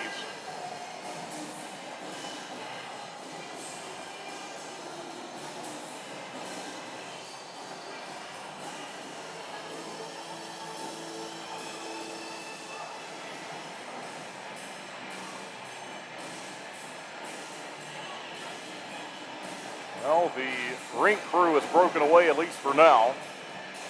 Maybe that's a good sign. One of the referees just came over to the other one. If you're watching online again, you see this going on, this huddle I'm talking about at the bottom of the screen there. He just sort of threw his hands up at him and said, well, it's not looking great.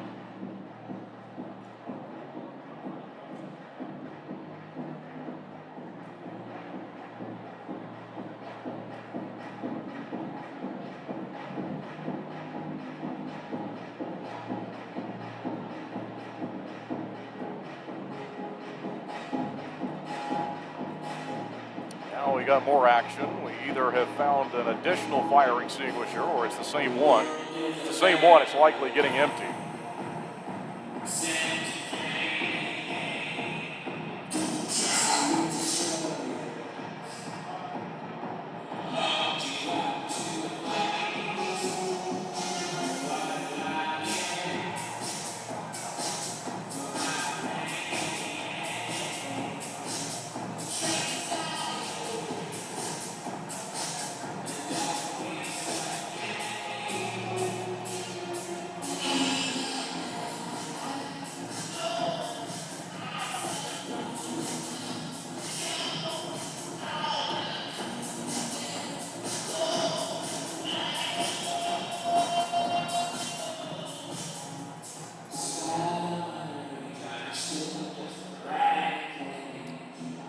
All right, so again, we are in a bit of a pause here during the first intermission break at the Florence Center in Florence, South Carolina. Kendall Grayson with you as always. Twin City Thunderbirds hockey.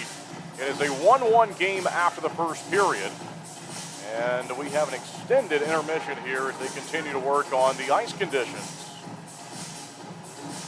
here in this facility.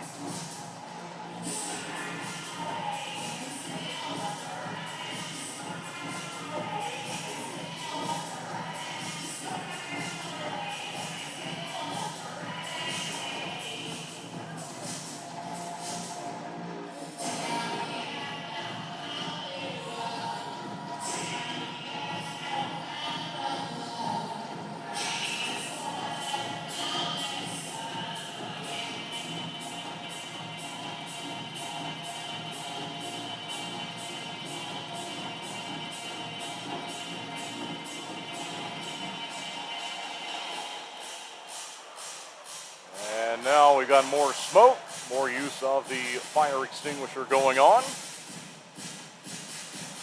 And so that's all about all the play-by-play I got for you right now, folks, as we are in a major holding pattern here due to, once again, poor ice conditions in this building.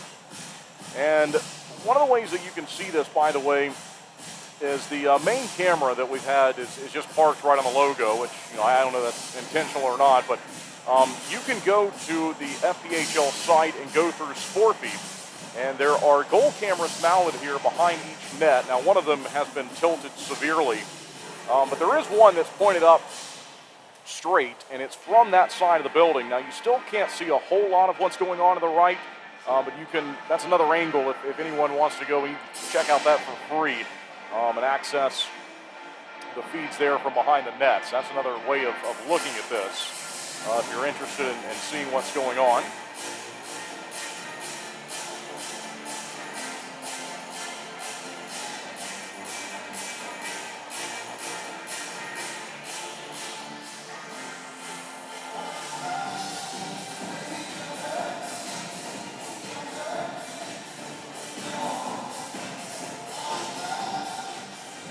All right, again, if you're tuning in to our listeners on WTOB, we've had a bit of a break here, and it's still going on. Our viewers on the video side of things on YouTube and Facebook are seeing at least a little bit of this down sort of towards the bottom of the left screen there, but near the Flow logo. And we love our partners at Flow, but I'll remove that logo for now just in case there's any additional action that goes on down there that can be seen from the view up above. Hopefully we play the Flow second period and I can put it back up for you. But we've got some ice condition problems here tonight, and that has given us an extended first intermission break.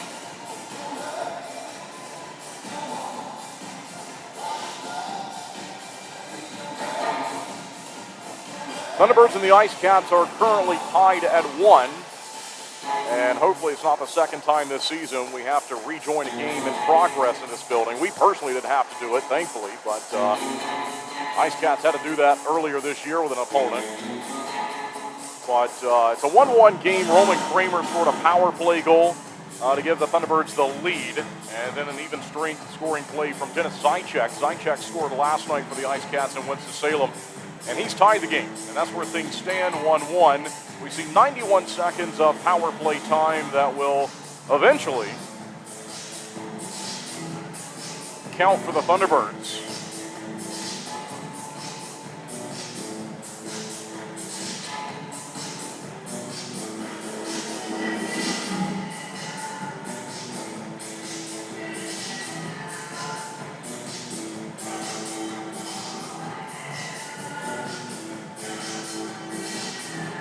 Although the game wasn't extended past the night it was scheduled to be played, we did have a few times earlier this year where they had to do the thing where they swapped into the ice about halfway through the period, and what that accomplished, I don't know. That was one of the stranger decisions I've ever seen. In terms of saving wear and tear on the ice, they had each team do that.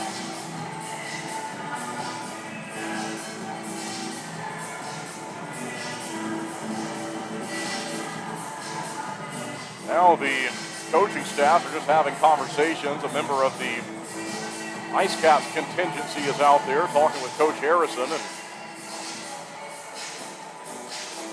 if we have any word, we will certainly pass it along. Otherwise, we're going to stand up here and just let you know what we're looking at.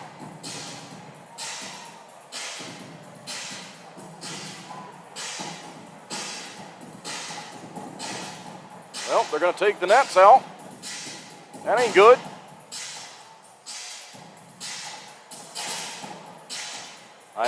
Folks, I think we're either going to be done or this is going to be some type of a really extended delay here. They're taking the nets off. Pegs are coming out. It's not looking good.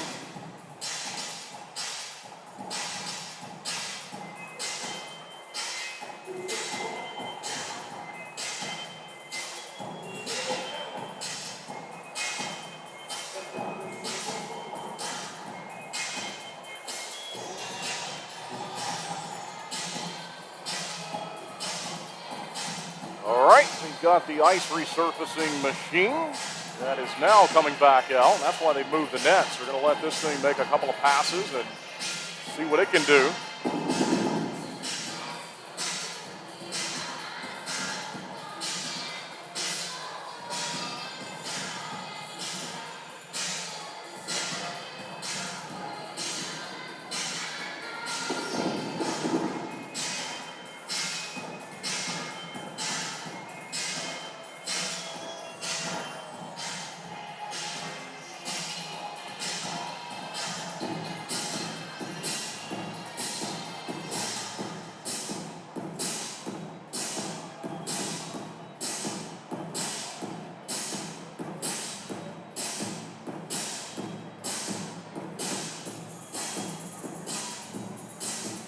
All right, well, Coach Harrison has broken away, and the benches are now empty. We've yet to hear an announcement in the building of what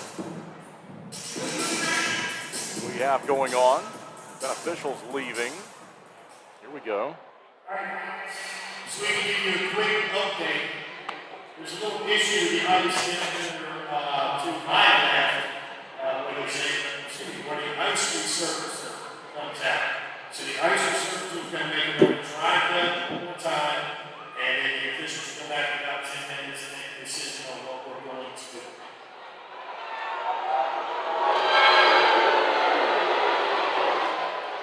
And there's the reaction from the people who spend their hard-earned money to show up to these games. And certainly expecting to see the length of a full game play. All right, so that was just described as a little issue, I think is what was just told to these fans here. And so they're going to give us about 10 minutes to figure out what to do next. So they're going to come back and make a call on, what's going to happen after this. But they're going to give it about 10 minutes. And at this point, we are going to finally step aside. If anything happens, we'll break back out of it. But I'm not going to sit here and watch grass grow or watch ice freeze as it is in this instance. So we'll step aside. This is going to be the same break as our pregame show break, which was 10 minutes tonight. On the video side, we had the highlights from last night packaged in there, the conversation with Coach Harrison also. But it's going to be about 10 minutes. Again, if anything of note happens, I'll come back and we'll talk about it here. But we'll break away here during this extremely long first intermission break. We'll be right back. More Twin City Thunderbirds hockey. Flo Cadillac is a proud sponsor of the Thunderbirds. Visit 1400 South Stratford Road for a free test drive. Or go online to flowcadillac.com to schedule a sales or service appointment. Bernard goes ahead. Took a heavy hit from Testuca. And away we go again. Here's Zach White. Onside with Gallant in front. Got it to score!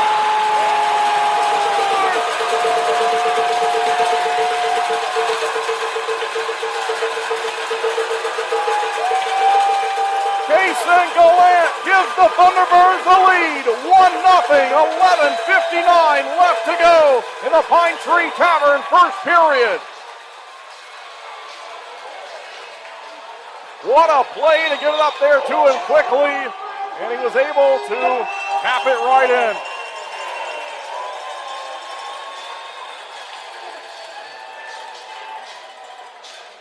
Zach White had it and crossed over, turned and just threw it off the backhand right to Kason Gallant. Gallant into the scoring here the last time the Thunderbirds hit the ice in a 4-3 overtime win over Athens. And he starts the scoring on this Friday night. By Butita. He applied all types of pressure. Schnapp also nearly stole it. But it's back behind the defending net of Pee Dee. Up the wing quickly comes Patrick's Marcinkiewicz. Shoots one, and it goes in. That one went right through Boris Babic, and the game is tied. And you can hear the noise from the IceCats fans who have made the short trip from Florence, cheering their team on. That is a tough one to give up in that situation. Babic has been so good this year and really good tonight. That went right through him. And now Twin City faces some adversity for the first time on the weekend. They'll go to the power play here in 8 seconds. But an answer to the goal from Gallant in the first period. 1-1. Tie game as we're back. Up top. He's got it. They get it back to him again. Near side. Marcinkiewicz loads up. Doesn't fire. Gives the pass. No shot yet. Marcinkiewicz. He has it again. Right to the point he goes. Swaps with Levkov. And Fandle a pass. He pushed it down low to Vadim Frolov in front. One-timer. Save made by Babic. High and over his goal it goes. Here's another chance. Shot. Save again. Rebounds loose. They fire it in. It's a 2-1 lead for Pee Dee.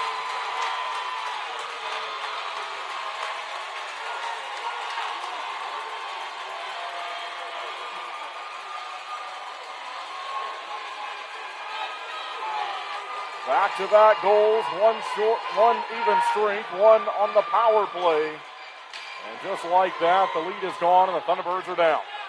Pastuca, but it eventually went to Roman Kramer. Now it's going in again. Pastuca towards the goal. They score!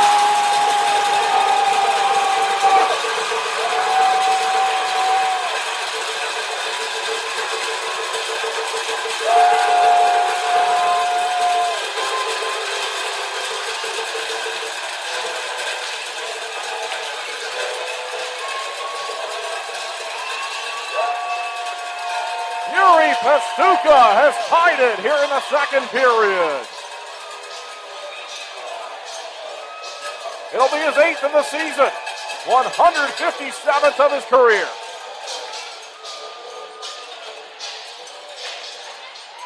Here in period 2. They'll hold on to it here in the defensive territory with Abdella goes across the rink. Up through center, here they go, look out, Marcinkiewicz gave it away, 2-on-1 maybe, it will be. Zach White and Jacob Schnapp. Zach White shoots, scores!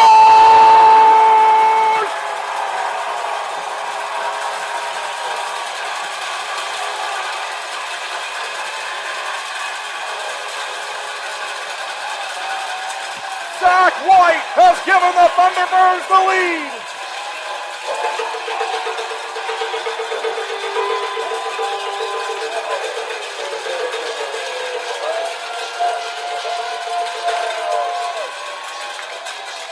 Team leading 27th goal of the season.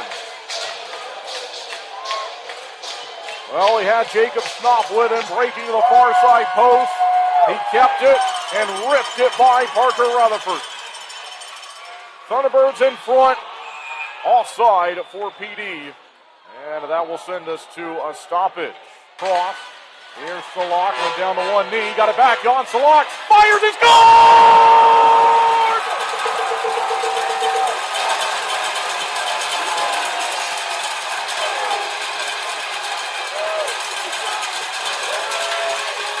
Happy birthday, Jan Salak!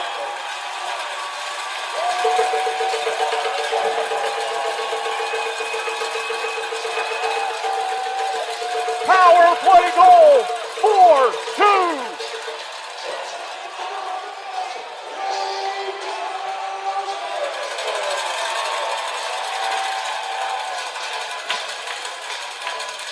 They can feel it now.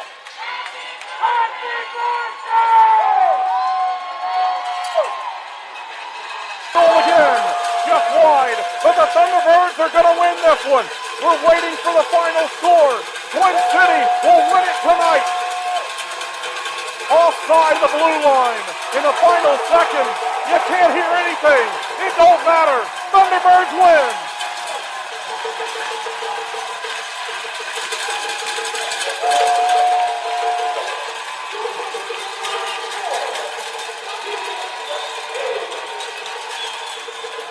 And take one last face-off and end the game. The Thunderbirds will live to fight another day. Still alive for the postseason. Here's the final face-off of the game. They win it, and they've won the game. 4-2.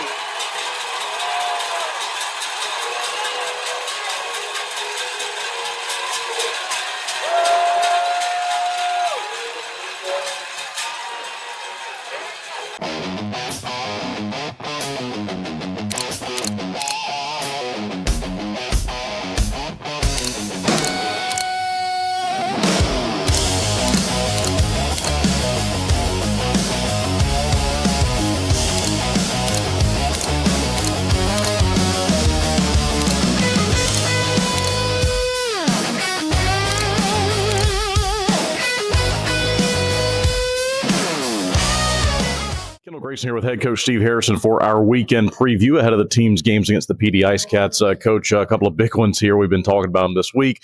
Main things to come out on Friday night and get a win and move on from there. So what's it going to take to get that done? That's a bit of an understatement, a big weekend. But, we're just trying to take it moment by moment and be in the moment for us here. But we're going to have to come out and play very well. Like, they got a good team. They've played well lately. I know last week they lost a couple games, but they've played well. But we're going to have to play our type of game. And again, it's kind of an old cliche. We've talked about it probably for the last 4 or 5 weeks. Is we can't give them something that they don't deserve. And if we do that and play to our strengths, then we're going to give ourselves a chance. If we don't do that, then we're going to be chasing our tail a lot during the weekend, and we can't do that. But I feel confident. The guys feel good. I've loved practices this week, the camaraderie and everything like that. So, and after last weekend, that big win on Saturday, I think the wave is still going. You know what I mean? And hopefully it carries over to Friday, and we'll see what happens. Thinking back to the games that you've had success against them this season, this is an opponent that you have had a lot of success against, 7 out of 11 going into the weekend. When you've won those games, when you've had success, what has gone right for you? What have you done well? Well, we've stayed disciplined. We don't let them on the power play. We've done our job that way, and we've played well, not just with the puck, but away from the puck. And again, they're kind of a when we call them a run and gun type team, everyone thinks, oh, a couple other teams in our division are run and gun. These guys run and gun. And so we just have to play well when we don't have the puck and be aware of certain things. And as I said, if we do that, then we're going to give ourselves a great opportunity to get something Friday night. And then we have to go in there. And we loved that barn. We've played very well in that barn. I'm not sure actually our record in there, but we've played well in there. So I feel really good about the weekend, and now we just got to go out and do it. Thanks, Coach. Good luck. Thanks very much.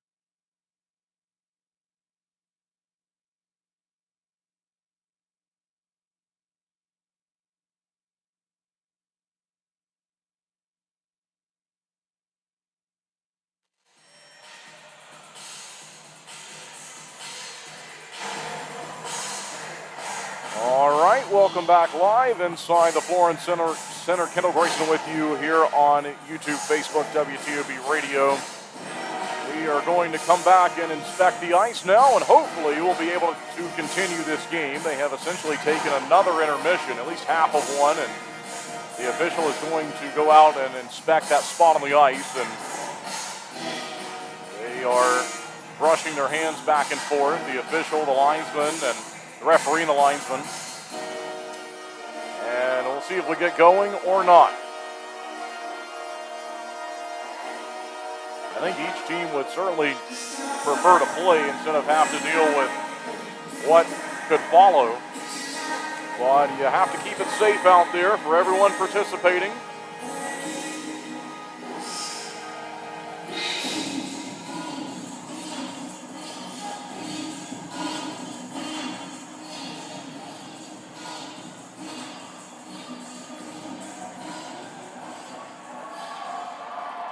Well, you hear the cheers. I think we're going to give it a try here.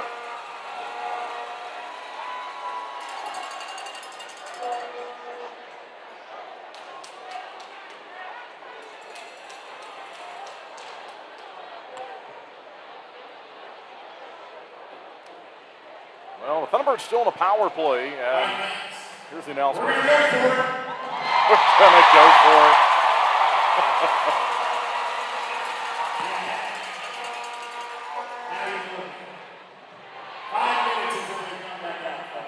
All right, we got 5 minutes till they're going to come back out. We'll just stay here with you, and we can take a look at the out-of-town scoreboard report. I was about to say that the Thunderbirds are on this power play, and we'll have to ask Coach Harrison about it at the Coach Harry show on Tuesday. That'll be at Earl's, but have to see if he's ever had this long to go to the whiteboard and try to scheme a power play mid-game. All right, so here's where we stand. Again, they finally gave us some shots on goal, which that had been the most of our problems tonight. That would have been okay with me, but it turned out we're going to have more issues than that.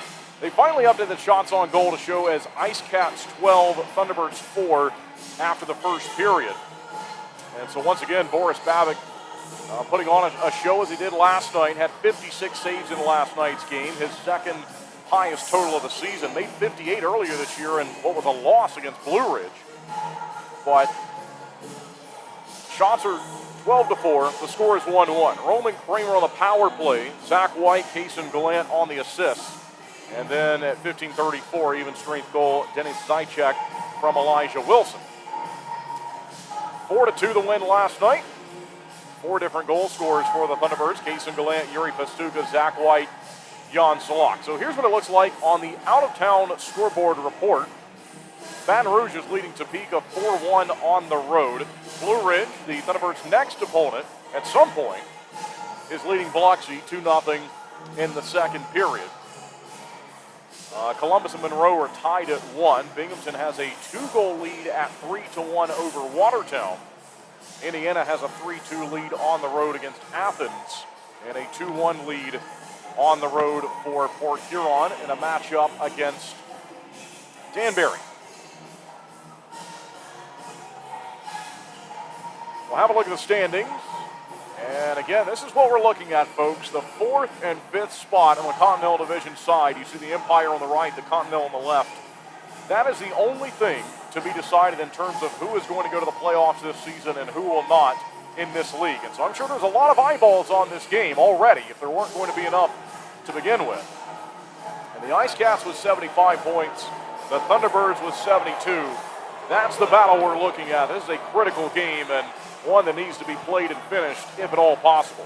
You hear the groans as the Thunderbirds have taken flight from the locker room, and they're on the ice again. And we'll see Boris Babic in the crease closest to the broadcast spot. And Twin City will attack right to left, we hope, if we get back going here.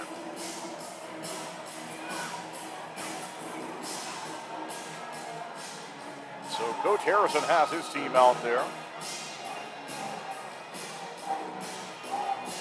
And we'll wait the entrance of the IceCats, but the word is they're going to try, and hopefully we don't have any problems. Again, it's not much of the ice is in really bad shape. It's not great all around, but they got one spot down there that's giving them some trouble. And let's see what we got here. Oh, okay, all right, they're going to come out and play here, maybe. Again, the last thing you want is somebody getting hurt, and that could go for either player on either team. Someone steps in that, it collapses and caves, and somebody tears an ACL. It could be bad, and that's the reason they have to be careful with this.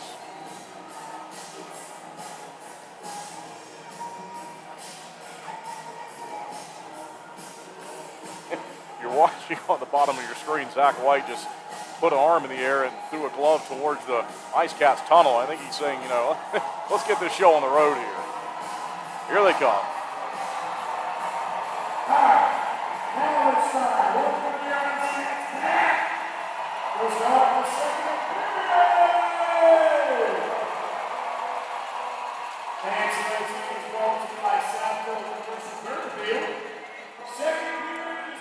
All right, so Boris Babic is back in the crease for the Thunderbirds. On the other side, the goaltender is Brendan Colgan. It was Parker Rutherford last night who dropped the game. And Babic going in back-to-back scenarios here. We have 1 minute and 31 seconds officially. It's 90 seconds at the top of the screen, so we'll add one more. 1:31 of power play time that is going to carry into this Flow second period.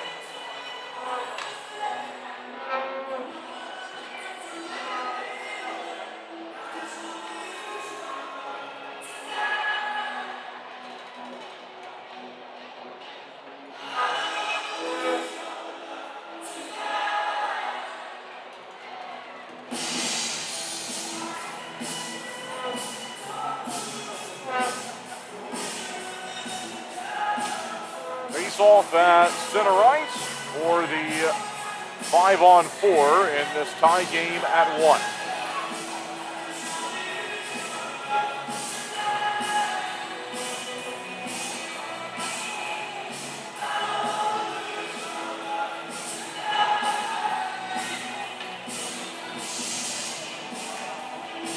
They still have that slashing game misconduct showing to Frolov, but Frolov is in the box.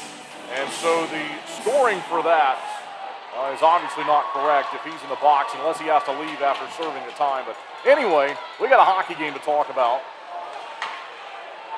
And Pee Dee's going to start the period here by firing it down the ice. Thunderbirds go back to retrieve it in the defensive zone. Power play goal here would go a long way, in more ways than one, after that type of a delay. This almost has to feel like a brand new game for these players. Thunderbirds unable to hold the line. Out to center, here's White. Had it stolen. And Zaitchik, he'll try to find it. They chip it off the glass. Took a sharp bounce and eventually found his way to Connor Craig. Craig up the wing. Top of the far side circle. Kramer let it go to Gallant. Knew he'd be over there. And he's caught it. Back behind the line, here's Kramer. 1-1 game in the power play. He's got the goal in the power play back in the first period. In front, they sent it off the back of the goal. I think Gallant was trying to go in front of the goal there. He's run into, and it's cleared. And Babic has to protect it from an IceCat. Dropped it softly in the corner, and that's all it took as they'll break it out here on the power play. 15 seconds left on it. Connor Craig settles it. Didn't fire, though. Zach White called for it. Got it to him. Slap shot. They got the tip, and it goes off the glass. And they'll have to battle for possession of the puck. High in the zone. Thunderbirds to it. And they'll find it out to center with Farmer, but that's going to do it for the power play. And so playing even strength hockey now as the IceCats will look to find it out to center. Pastuca goes back into the defensive zone and then deflected it down the rink. Onside a chance here. Look out. In on Babic. And they settle it down as Pastuca got back defensively at the very last second. Out to center. See if Butita can find it. Gives it to Salak. Here's Salak. He's in and couldn't get it to go. Butita, he'll look for it. Settles it. Bouncing around like a tennis ball out there. In behind the goal. Butita applying some pressure. IceCats will skip it to center. Look to move it around Johansson. And skating over quickly to help him out was Farmer. They give the Mott. Now back behind the line. Jack Johansson. Down the rink. And this is going to make the icing line. We have icing. Fans, don't forget, you came here earlier. Check your seats. The safety of Monster James scratch off card. Scratch off people like the family. 4 tickets to Monster James weekend. Additional cards are located. Face off into the defensive zone following the icing infraction. If you are the lucky ticket winner, please leave your tickets in the box office at this time. And it's one away from Mott. Chance on side to a screen. Good glove save made by Boris Babic. catches that one. We'll see if they give us some updated shots on goal data, and there we go. All right, so we might have shots on goal to report during the game. That would be great. 13-4 as it's showing to us now. IceCats do it. Inside the line, now down towards the corner. Here's Wilson. Turning. And high they go with it. It's Elijah Wilson. Long shot went by Babick. Look out, it's out in front of the goal. Found by the Thunderbirds. It was played by a high stick, and so that's the reason the play stopped. That one went off the glass and then fell down and then made its way out in front of the goaltender. And this face-off will happen in the right circle from Babick's perspective in the net. Zach White ready to go. Down behind the goal line, found by Hanley. They'll stretch it through center. And knocked onside by Kramer. Back behind the net. Into the corner. And taken aside by Elijah Wilson. Across they go with it. Chance onside shot. Save made by Babick. He looked that one away and it went down behind the goal line. Jack Johansson to it. Back to Kramer. Johansson slapped out the center. Then he got thrown down into the boards, but the whistle was for the offside infraction and not the collision. Odds now showing to us is 15-4.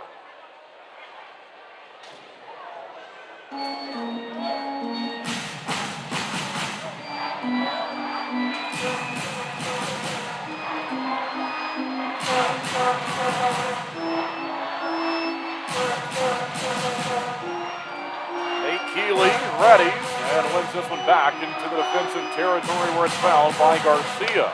Garcia will move to Farmer. Farmer charges up the wing. Now it's Butita stepping onside. In front he goes to Salak. Couldn't handle it. And it went into the corner. No battle for it. In behind the goal. This will be played ahead by Pee Dee and Houston Wilson. Held onside. Barely. Right along the paint. And then it went away from Butita. Look to steal it back though. Back and forth, into the corner. Thunderbirds now pressuring the IceCats, doing a good job here of holding them into the zone. Farmer's drive is knocked away, gave up a big rebound. And officially just Twin City's 5th shot of the night. Here's Garcia, throws it down the rink, up the wing it goes, just away from Keeley, and blasted back out to the neutral zone. IceCats will drive it onside. There's the shot, they score.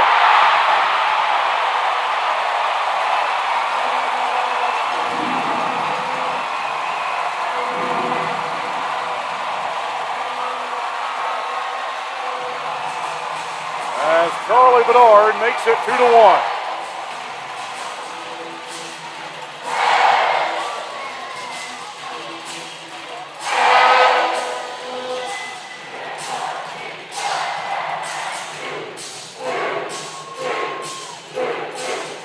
So for the second night in a row, the Thunderbirds fall behind 2-1 in the second period. Last night, Twin City roared back with 3 straight, won it 4-2. Let's see if they can do the same.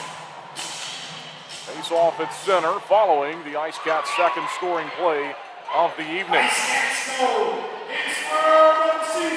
Chance onside quickly, but then it was collected by Mott and then Craig. And out the goal to Charlie Bedard from Dennis Zychek at 4:29. In behind the defensive goal line. Thunderbirds with a player knocked down, and Mott will go to find it at center. Fired ahead. Connor Craig looking for him. Fell down to Marcin Kevix. Patrick's Marcin Kevix. Here's Schnapp. Looking for a play onside. Chopping at it. Goes out to the logo. And pushed ahead by Craig. Mott. Back it goes to Bestuca. Near side to Craig. Craig goes across. Good pass. Chris Mott. And then up to Jan Salak, who chipped it onside. Dumas, rather. 19, not 16. So he drops it onside, and then back to center he goes. Found by Roman Kramer. He's got the Thunderbirds' only goal so far. Scored on the power play in the first period. He'll skate it quickly through center. Up the wing. They drop it in front. Gallant in on goal. Big rebound, and White nearly had a play on it after a pad save was made. Thunderbirds go looking for it. Still applying pressure. Gallant. This pinball's around. Back behind the net. Out in front all of a sudden. White again reaching for it, but found by Pee Dee. High flip. Extremely high through center, then it falls down as Hanley pushes up to Kramer. Here's Kramer looking to center. Found by Gallant. All the way across the zone is where he tried to go. The pass was blocked, then swatted up and out of play directly. And that's going to take us to a media timeout. We are finally playing here in the second period. IceCats have taken the lead. We'll be right back with more Twin City Thunderbirds hockey.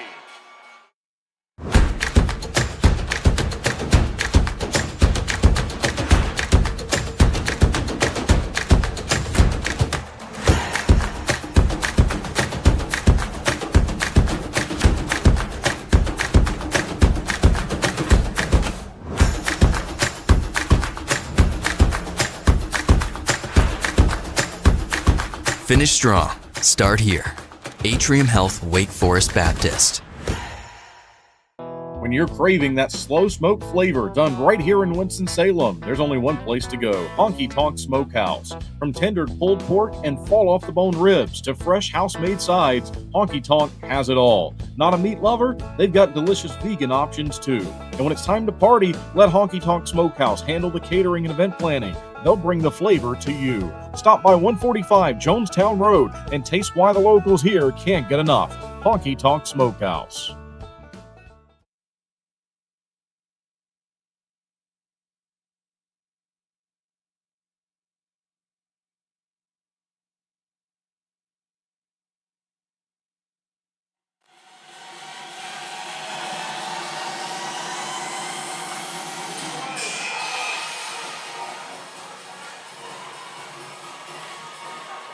Offensive zone face-off for the Thunderbirds as we're back following the media timeout. Down the ring, the IceCats will catch up to it as they look to increase their lead. Here's a great chance, slap shot, goes wide. Twin City's got to be careful here. Being outshot 16-5, down by 1 on the road. Responded well last night after surrendering the second goal. It turned out to be the only two scored by Pee Dee. Out to center and drop back onside. This will be a good break for the Thunderbirds. They've got some room to go play it with Farmer. Up the wing to Matt Garcia. Flipped it down the ring. And just away from Razalov. Played by Boutita in front. They go. They fire one in with Keeley, but it was blocked. And now blasted off the goaltender. Maybe that hit something in front. Hands onside the other way. Back behind Babbitt. It's Welsh still with it. Turning, gives the pass. Bedard in front, kicked out by Boris Babbitt. Another drive, tipped wide of the net this time. Back behind, they try to bank it off of him. Across the zone it goes. Another chance, swallowed up by Boris Babbitt. Good job there. That was officially shot number 18 of the night for Pee Dee. Out shooting Twin City 18-6. Blue Ridge up 3-0 on the road against Biloxi. Indiana still leading Athens 3-2 in the third period. Port Huron still with a 1-goal lead in the third over Danbury. 1-1. Columbus and Monroe are tied. Binghamton leading Watertown 4-1. Baton Rouge also leading Topeka 4-1.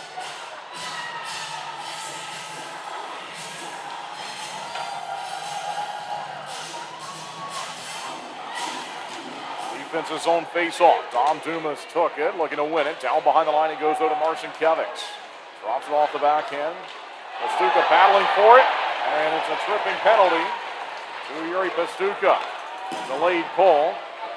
Out of the net is Colgan. They're working 6-on-5. The shot, save made. Boris Babbitt. Thunderbirds haven't possessed it yet, though. That's why we're still playing. Now they'll find it with Pastuca. And he will be penalized.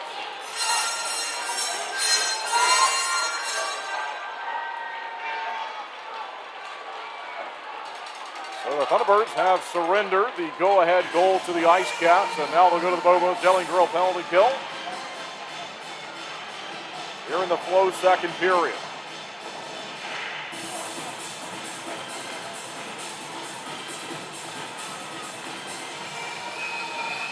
Festuca took a tripping minor 44 seconds into the game tonight, and he's been called for another one here. All right, on the defensive end, Thunderbirds get to it, and they'll move it quickly down the ice. That was Hanley who cleared the puck that time. And the IceCats will look to move from the defensive territory. They'll swing it back, nearly given away there to Keeley, who was spinning around. Onside, down behind the net. Babick looks on as Levkov got to it. Heavy hit from Keeley. Snapped around the zone quickly. Shot. Kicked out by Babick. Inside the line. Top of the far side circle. They look to move it across. Instead they'll go up high. Near side. One-timer. Shut down again by Boris Babick. Goes into the corner. Frolov feeling the pressure. Denny Zajac has it. He'll go right up top to the point. They slide the Thunderbirds around. Bounced in front. Marcinkiewicz gives to Zajac. Looks to center. Couldn't do it. One sitting in the passing lanes. Marcinkiewicz a drive. And a heater of a shot that goes off the glass. Goes all the way down. Keeley and White will swap. Jacob Schnapp on the ice. Chris Mott. Now Johansson calling for a change. He's replaced by Farmer, and Hanley is left out there with 45 remaining on the penalty kill. Chance on side of the power play. Well, center. Couldn't get the shot to go. Swatted that by Schnapp. He'll clear it. Maybe do more than that as he's racing against Zajac. Here's Jacob Schnapp in, shorthanded, shoots one, scores! Tie game! What hustle from Jacob Schnapp to block it out of the defensive zone, go chase it down himself on the Bobo's Deli and Grill penalty kill. Jacob Schnapp has his 10th of the season, the 59th of his career. 2-2.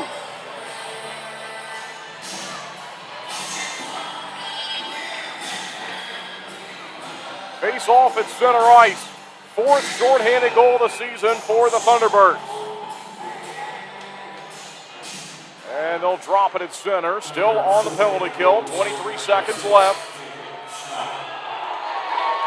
Let him hear you, Jacob. Chance onside quickly. No. Swatted down to the line by Farmer. And played in front of the Thunderbirds bench. There's Mott finishing a check. Festuca ready to rise as he's only got 7 seconds left. There he goes. Stands up. The IceCats have it onside, looking to take the lead again. They'll fire one, shot block. No one really sure where it was. Farmer was spinning around. He's the one who blocked it, and down it goes, back behind the net, and way down the ice as the IceCats will miss on the pass. So we cross over the halfway point of the game. We are tied 2-2. Last night, Thunderbirds fall behind 2-1 in the second period. Just like last night, they bounce back and tie it. Here come the IceCats, though. They'll stop onside. Back behind the line it goes. Babick directing traffic off a deflection. Craig looking to move it out. And it does go out eventually to the neutral zone. Here comes Pee Dee charging back the other way. There's Craig again, jumping in, taking it away, not out of the zone though. Shot block and it ends up in the near side corner, right below us. Here's the battle for it. Intercepted high in the zone.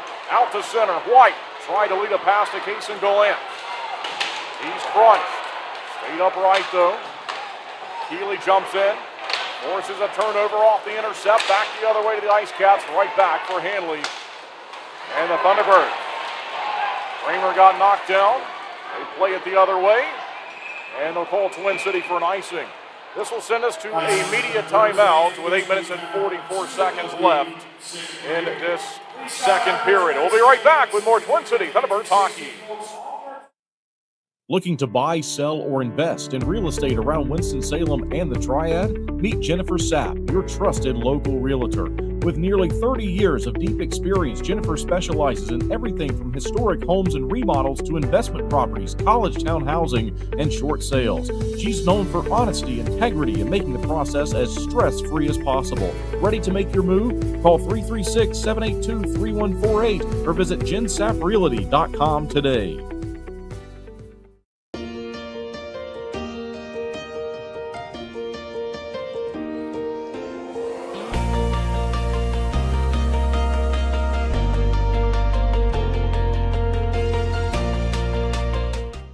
Did you know that not changing your engine oil can result in engine failure?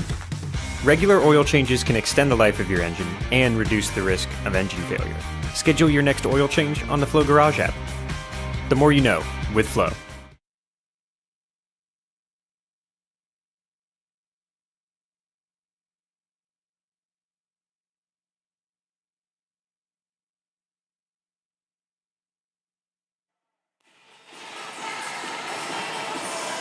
Welcome back following the media timeout. 8 minutes, 44 seconds remaining in the Flow second period. We're playing even strength hockey in what is a tie game at 2.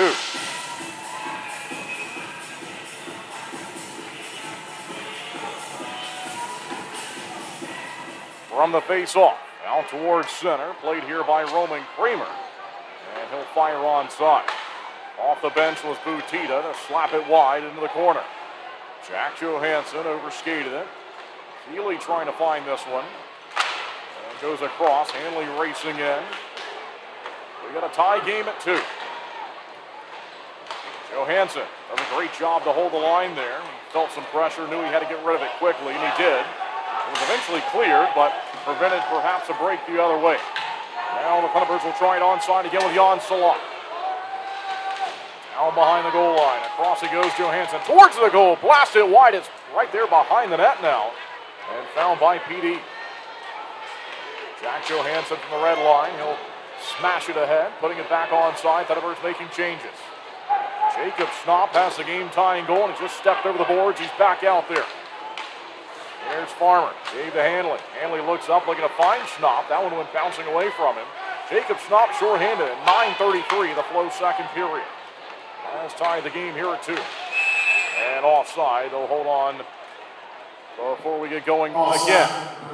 Shots are officially 22-7. Thunderbirds in search of win 26 on the season. Pee Dee looking for win number 25. But again, folks, all that matters, it's essentially the same math we had last night. A regulation win for Pee Dee, a regulation loss for the Thunderbirds. That would put Pee Dee in the playoffs and would eliminate Twin City from playoff consideration, would mathematically lock them out. Anything else we have tonight would keep the race going to the final weekend of the regular season. Thunderbirds looking to win, though, in regulation and put 3 points on the board and tie the IceCats. That would make it easier, potentially, than any other scenario. Here's Farmer looking forward as we're back. Look out there. Robinson centers in on Babick. Great save made. Boris Babick. It's free. And Farmer looking to move it out. IceCats on the attack, and they had the centering play they were looking for. Farmer with a big check along the blue line. Schnapp goes off the backhand with it. Moves it down the rink, and it's in behind the goal line. All right, so Thunderbirds making some changes. Following the swaps, back down the ring. Searching for it is Craig. Off the backhand it goes now to Farmer. Farmer up the wing. Now he'll fire ahead of White, trying to lead a pass on the far side circle. It goes back across. And here's White. Dropped it, but it was intercepted. And Pee Dee's got room to work it out. White tries to pressure far side, but eventually it's moved out to center. Thunderbirds back to it. Out to the red line. Nice play there out of midair to whack it off the backhand from Kramer. Stolen away by Kason Galan onside. Centers, and he goes through everyone. And eventually captured, still onside. Long shot here, goes well wide of the net. Eventually taken by Pee Dee. Well, step offside.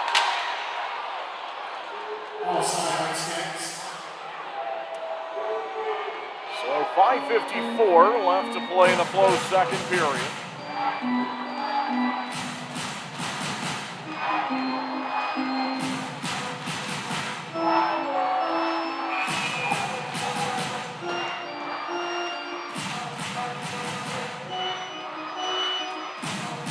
Keeley outside the defensive blue line there and wins the face-off back. It goes to Johansson and then Hanley. Hanley up the ring, looking for a play from Keeley. Keeley fires off the backhand, down behind the goal line. Into the corner. And out towards center. Down by the IceCats. They drop it ahead. Hanley looking for it. They're trying to play it away from Dom Della Savita. Found by his number 4 counterpart in the game, and Jack Johansson. Out to the logo. Janselak with a head fake, drifts onside, and just couldn't finish the last part of the play there as he nearly got behind the defender. Battling for it though. Move it by Butita down the boards, and drop back behind by Hanley. Eventually looking to pressure. Here's Butita. Tie game 2-2. That one comes straight high in the zone. Hanley fires one wide as that one nearly deflected in. That shot was headed just past the far side post. All it would have taken is a deflection of some sort. Back behind the goal. Brennan Colgan, the goaltender this evening for the IceCats, wearing the white bucket. The Birds have it. Down it goes. Here's Keeley. Off the side of the goal. The Birds working hard here towards the end of the shift. IceCats stole it. Here they come. Through center. Charging onside. Found by Farmer. He's pressured. Couldn't get rid of it. He tried to clear. In behind the net. It's Alexander Levkov. He goes down. Farmer crashing in. Levkov down behind the line. Center's in front. Shot goes wide off the glass. Jack Johansson. He'll flip it out to Dom Dumas. Thunderbirds on a rush. Dominic Dumas out the left wing. He's helped down the rink. Twin City making changes as it went down in the corner. Connor Craig holds the line. Fires one. Oh, and it was right there to Dumas. Couldn't handle it. Now he gets the handle. They'll drop it down low. Jacob Schnapp back to Dom Dumas. He went down. Pee Dee has it. Here they come. 3:40 left to play in the second period. Tie game 2-2. One-timer kicked out by Babick. Boris Babick saw that one the whole way. He denied the IceCats with a go-ahead goal. Down behind the line. Out towards center. Pee Dee regroups from there. A quick pass to Welch. Drops it along. In behind the net. Nick Gullo looks to center. He'll cut away instead. Keeps it. Drops it in front of the goal. In on Babick, and he made a nice save. Not out of the zone, though. Long shot. Babick deals with that one. Pestuka. They'll battle for possession. Pee Dee's got it. And off a deflection. It is up and out of play into the protective netting. 2 minutes, 53 seconds. And this takes us to the final media timeout of the Flow second period. We'll be right back with more Twin City Thunderbirds hockey. I want to stop being sidelined by pain. I want to tell him I'm in. I want a surgeon who speaks more knees than he can count. I want the best care in the game. I want a team that's with me every step of the way. I want to bounce back fast. I want to show them my best is yet to come. For the best orthopedic care, you want Novant. Novant Health. Best surgeons, amazing nurses, remarkable care.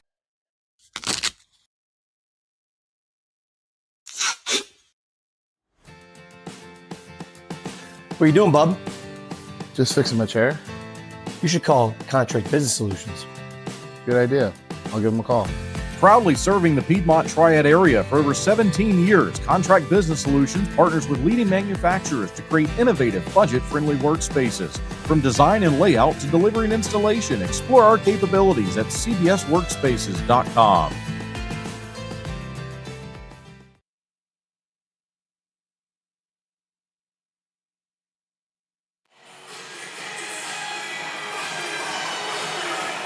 Minutes, 53 seconds. That's all we have left now in the Flow's second period on this Saturday night. Tie game 2-2.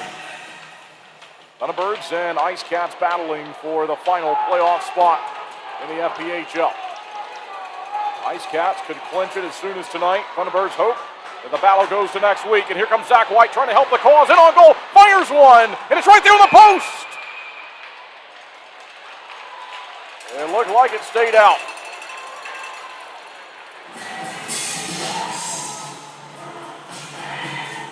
Zach White made a nice move, and I think he just hit it there on the outside of the goal potentially, and Brennan Colgan makes a big stop. Well, not much of a complaint from the Thunderbirds. So we'll play on. That was very close, but from where I am in this facility in the corner, that's not a clear look from where I am. Very tough to see exactly where the puck is in terms of relation to the goal line from this side, from the other side to the net. Here comes Gallant. Up to Kramer. They're trying to find it. Back to center it goes to Levkov. Down here on this end, I've got a good look at it. And behind the net, all the way around. Johansson plays off the backhand. Not out though. Chance rolling in front. Found by Hanley. Left it for White. Now he builds some speed. Flips it ahead. Into the glove of Colgan. He'll have to stop it surely as he had Gallant right in front of him. And he did.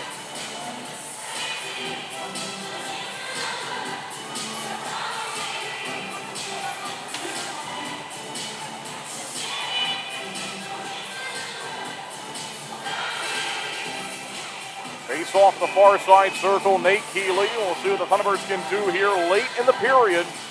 Never know.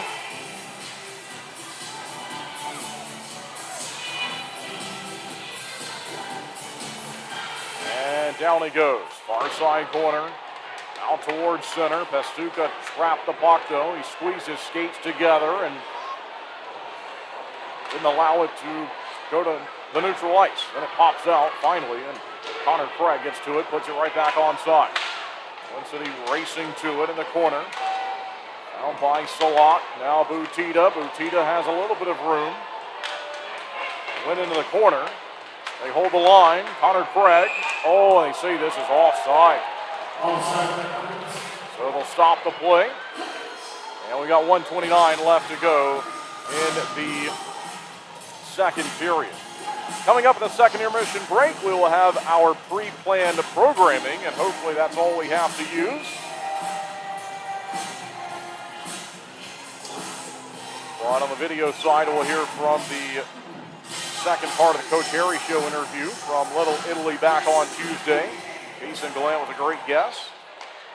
Fired ahead here from Pastuca from center and behind the goal into the far side corner, and eventually makes its way back to the blue line. Here come the IceCats late in the period. Slap shot off the glass. And eventually made its way out to Keeley. Nate Keeley left it for Jan Salak to play it. He does. Thunderbirds making changes. Pee Dee's got it. 1 minute left to go in the second period. Shot saved by Babbitt. 58.4. That's what we have left in this middle period.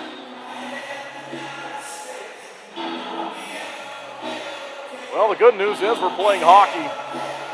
That was certainly in question not too long ago.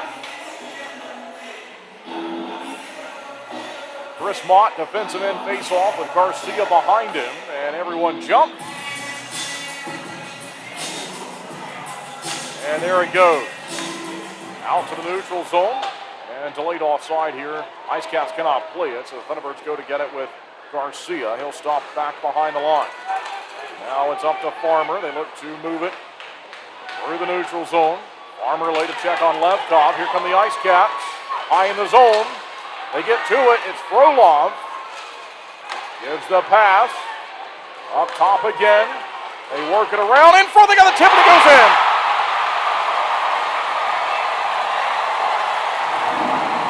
Oh, let's see.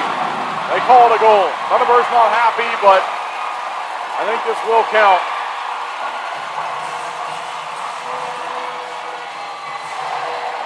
This may be challenged and looked at to see if it was tipped in with a high stick, and they are going to review it. And so that settles down Zach White and Coach Harrison, who are both attempting to get that to happen. So this looks like it's an official review. And we saw Frolov send that pass, so obviously his game misconduct as it was scored is not happening, as it's still showing as a slashing game misconduct at 1933, but he's out there playing, and so it's likely just a regular 10.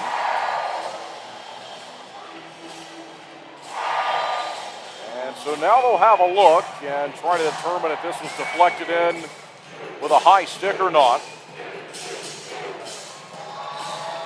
And I think when I saw that live, I think the Thunderbirds have a case.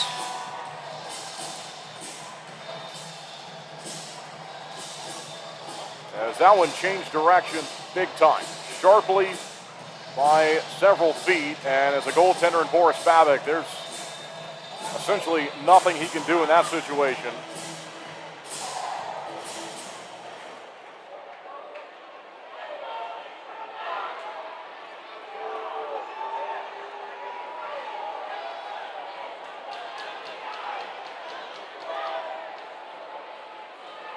And this is a huge decision.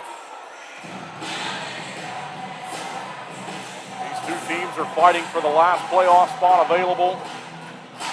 Pee Dee could clinch it with a regulation win.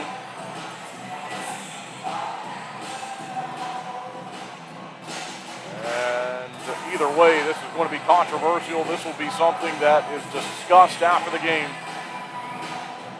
This has the potential of swinging momentum. We don't have a lot of time left, 28 seconds until the third period.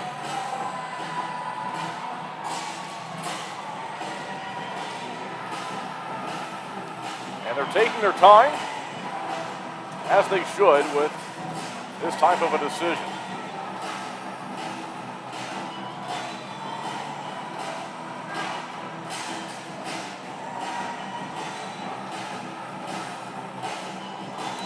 Tons of traffic in front of Babic there. The IceCats got in front of him. Thunderbirds had some players there too. And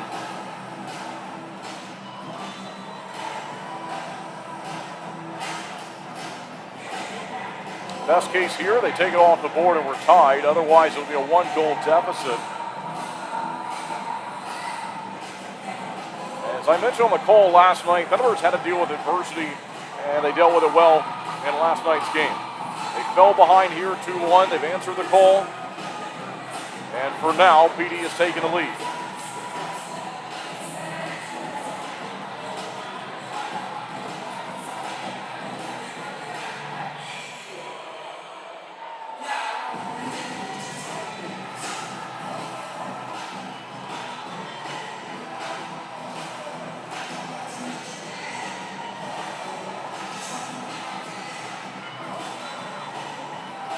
All right, they have enough to make a determination. And I think they just signal goal from the scores table area. It'll stand.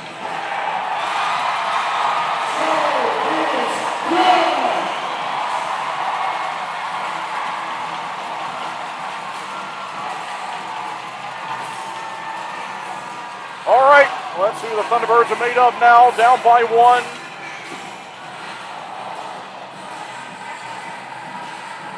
Two.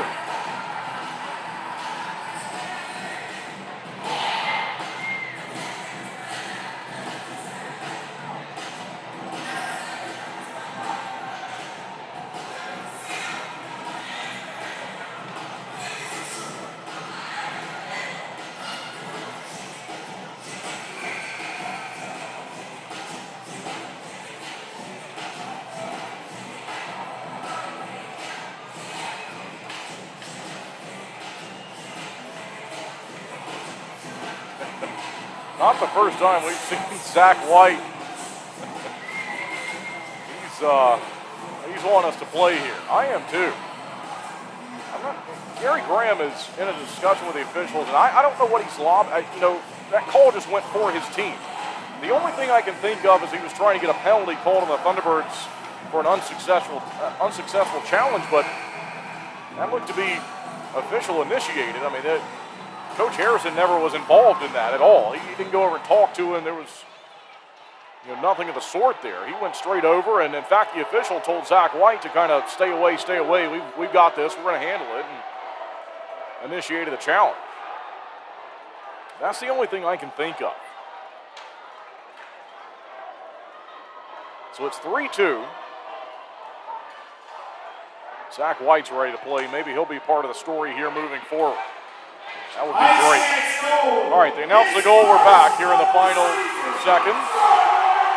Gallant gives to Kramer. At least he tried to. Hanley holds his own. Open play to Gallant here. 13 seconds left to go in the second period. And it bounces out to center. Here come the IceCats. They'll have it onside. Shot, and it's blocked, and it's out. All right, we've got Ice stopped it at 2.5. They're not going to stop it here as they let it go to zeros. But I had it at 2.5. It's probably at around 3.5. I have to manually jump over and stop that here for our video audience on YouTube and Facebook. So I think 2, 2.5, 3, 3.5, somewhere in that neighborhood is probably accurate. Not enough time for the Thunderbirds to score, but we'll see if they can hold off a late attack. They're going to call it 4.0. I can't give you a half second here on the broadcast, so we'll just call it 3.5, but I think that's about right. So it's 4.0 here in the building. Here's Zach White with what we hope will be the final face-off of the period, and he wins it to Hanley. Hanley will take it in the corner, and that is how the middle period will end. Hanley took a bump there at the horn. All right, so we have finally finished 2 periods here, and it's Pee Dee 3 and Twin City 2. This is going to be a critical Culver's third period on the way. Thunderbirds have to find at least a tie past regulation to keep the season alive.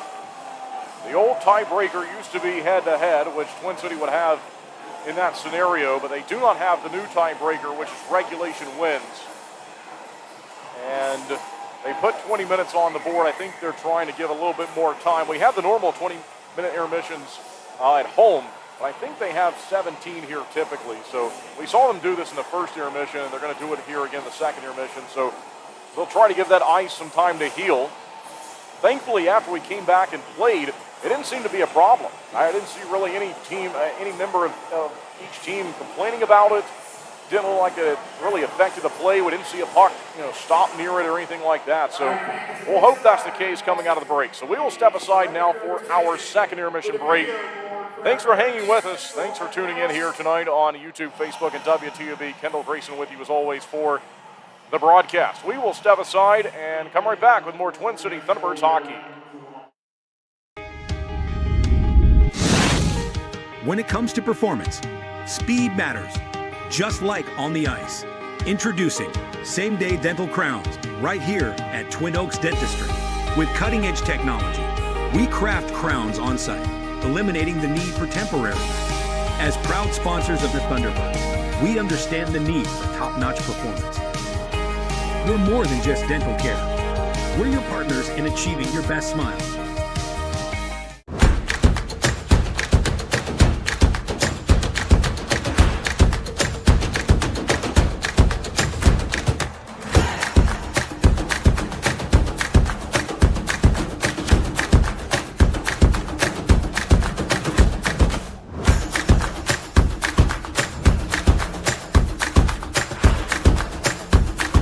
Finish strong. Start here. Atrium Health Wake Forest Baptist. Maple Chase Golf and Country Club offers the best in recreational amenities in the Triad. Come enjoy a meal at the Pine Brook Bar and Grill, relax by our pool and cabana, and gear up at the Pro Shop while sharpening your skills on our 9,000 square foot putting green and play around on our 18-hole Ellis Maples Design Championship Golf Course. You can find out more at maplechasecc.com. That's maplechasecc.com. When you're craving that slow smoke flavor done right here in Winston-Salem, there's only one place to go, Honky Tonk Smokehouse. From tendered pulled pork and fall-off-the-bone ribs to fresh house-made sides, Honky Tonk has it all. Not a meat lover? They've got delicious vegan options too. And when it's time to party, let Honky Tonk Smokehouse handle the catering and event planning. They'll bring the flavor to you. Stop by 145 Jonestown Road and taste why the locals here can't get enough. Honky Tonk Smokehouse.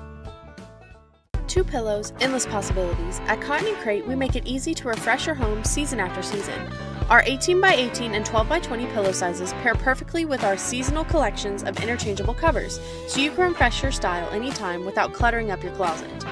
We're proud to team up with the Twin City Thunderbirds, celebrating hometown spirit and the comfort of home on and off the ice. Thunderbirds fans, enjoy $5 off your order at cottonandcrate.com with the code TBIRDS5OFF. Cotton and Crate, 2 pillows, endless possibilities.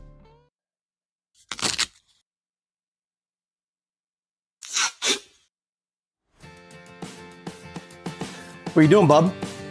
Just fixing my chair. You should call Contract Business Solutions. Good idea. I'll give them a call. Proudly serving the Piedmont Triad area for over 17 years, Contract Business Solutions partners with leading manufacturers to create innovative, budget-friendly workspaces. From design and layout to delivery and installation, explore our capabilities at cbsworkspaces.com. Flow Cadillac is a proud sponsor of the Thunderbirds. Visit 1400 South Stratford Road for a free test drive. Or go online to flowcadillac.com to schedule a sales or service appointment. It's time for our fan question segment of the Coach Harry Show. Kason, first one is for you here. It says, where or who started the KG9? It's got KG9 in quotes. That's a good question. I think it was one of the super fans in Athens, I would say. He just kind of put my initials together with my number and kind of stuck, I don't know. And my mom loved it, and so she would post it everywhere. So that one, she kind of made that one stick a little bit. A proud mommy. Yeah, proud she mommy. is. All yeah, good. She is. That's all good. Yeah. Cool. Next question says, who are you close to on the team besides Matt Garcia? I mean, obviously JJ and Dumas I'm pretty close with. I sit beside Troy, so him and I have been getting along pretty well too. But all the other guys, I mean, everyone's pretty good to talk to if you need something. So. Yeah, and that's kind of what the next question here says. Who has been the most welcoming teammate since you got here? I'd probably have to say like Boots, Boots, Whitey, kind of the older group there. Actually, I say older, they're not really that old. Yeah. Oh, no. Wait till tomorrow. Coach is going right in the room and going, hey, where's the old man? Right to the line, Right to the line.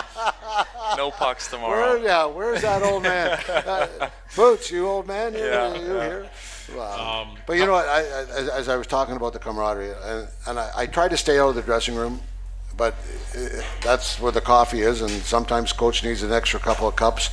But I go in there, and sometimes the bantering right now is pretty. It's pretty funny. It's pretty funny. So you're in my position. That's what you want. You want those things. I've been, when teams start off and nobody really knows anybody or whatever. And as I said, this team we've had for some of them for 3 years since I've been here, but these guys now, and so now I've noticed that those are the things that I noticed. Going in the dressing room now, and all of a sudden, you hear something like that, and you just shake your head, and then I get my cup of coffee, and I'm getting out. But I love the camaraderie. Yeah. How do you like Winston-Salem so far? So far, so good. I mean, I haven't had too much to see yet. I haven't been here quite long enough, but kind of excited to see what the rest of it has. He's got the golf a couple times. Yeah, got the golf a couple times, so that feels good.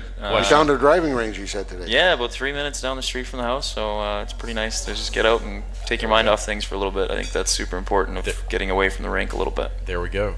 There's a question here. Wants to know if you know that it's Angie's birthday. Angie here has a birthday, 30 times a year, 40 times a year, something like that? At least every Coach Harry show she has a birthday. I think so, yeah. Question here about Farmer and his music. Have you had a chance to hear Farmer's music? Actually, yesterday, the reaction, first of all, that reaction over there just that's says the reaction it all, right? I had too. Me and Garcia were listening to it for the first time yesterday, and we were just having a good chuckle about it. So we're gonna give it to him tomorrow. Okay, that's fair enough. I would, not my stuff. Yeah, not my stuff. No. No. I don't know if I'll put that on ever again. I hope he listens to this too. This next one says, what activities do you want to do here before you go home to Canada this summer? You mentioned golf. Is there anything else you kind of like to do or explore around the area, anything like that? Well, I was kind of looking when the trade happened. I was looking at like what Winston-Salem's known for, and I know there's like big tobacco stuff around here, and apparently it's very large into art. So I wouldn't mind even just going and seeing like an art gallery or something. Just stepping out of my comfort zone a little bit. Cool. Yeah. Okay.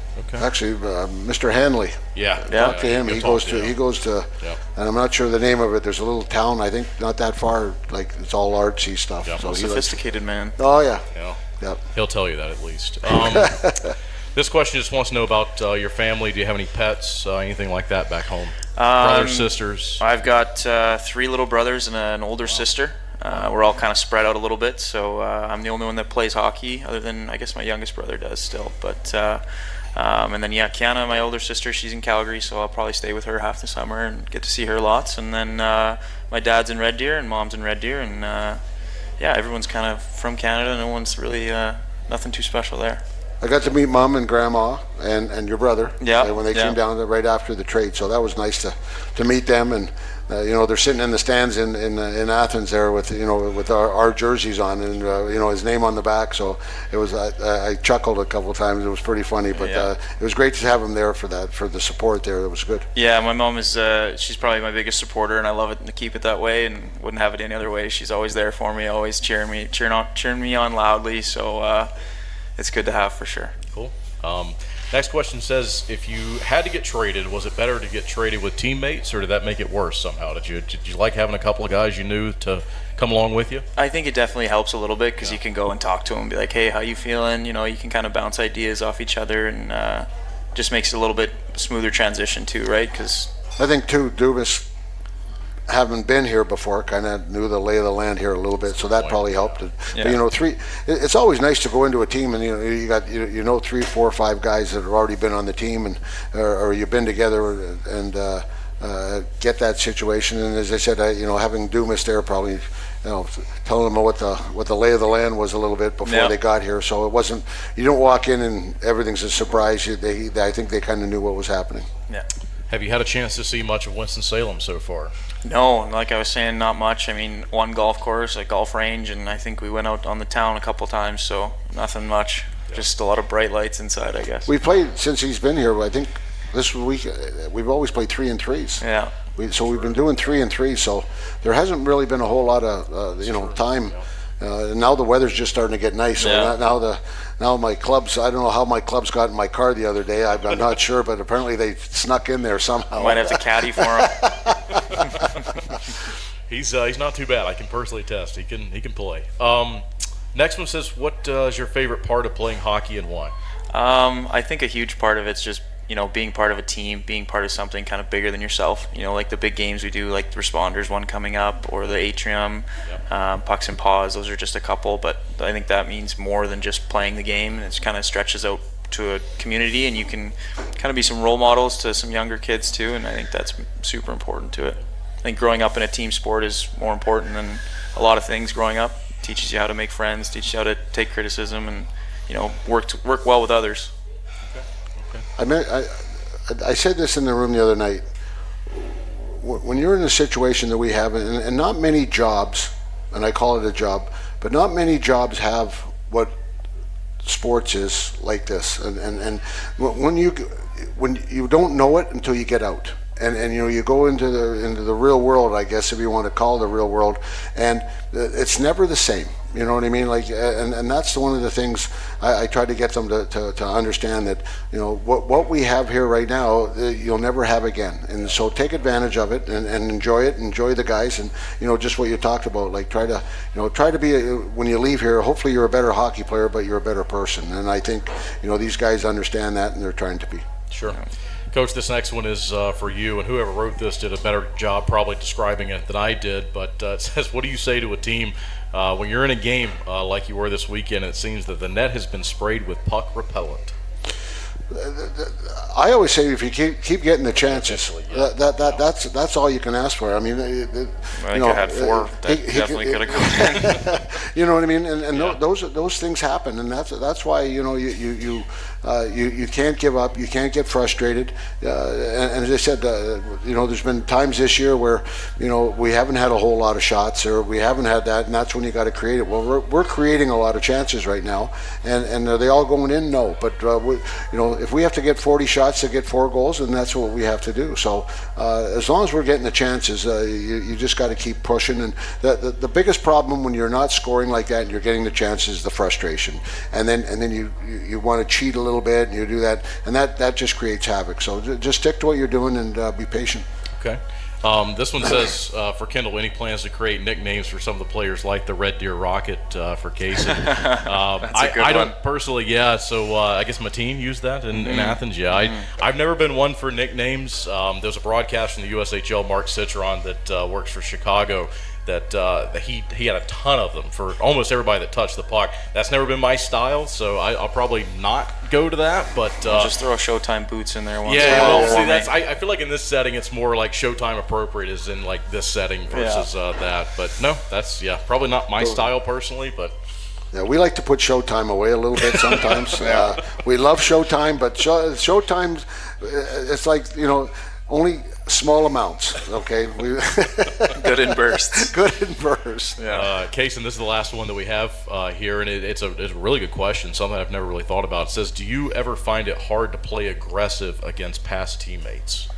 Yes and no. I mean, at some point, if they're making you mad, you're going to just kind of see red a little bit and be a little bit more aggressive. I've never been a see red kind of guy, to be honest. I'm not really a super aggressive guy. But definitely something that you can add to your game. It pushes your teammates a little more when they see someone that's usually not an aggressive player do a little bit extra, go into the corners a little more.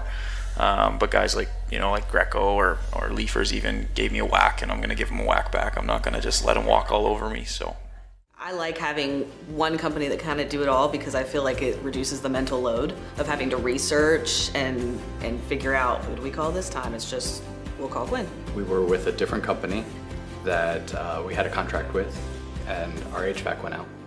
And they were not able to respond quickly, so that's why we contacted Gwen. And they were able to come out the same day, and we were able to fix that problem. Something that stood out to me about the Gwen staff members that came to our house is they all seem to really care about doing not just a good job, but also about the house. They paid a lot of attention to detail as far as where they put things and how they installed things to make sure there was no damage. They seemed to really care, as if this was their house. After they fixed our AC unit, we were very impressed that Gwen had multiple services. So we went ahead and got a service contract with them and have used them for electrical and plumbing and HVAC.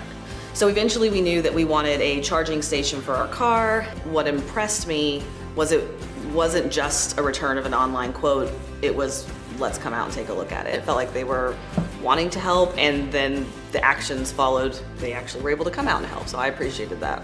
It's that consistency. So when I call, I know what I'm gonna get. They're going to be responsive, they're going to be polite, they're gonna get the job done, and that keeps me coming back.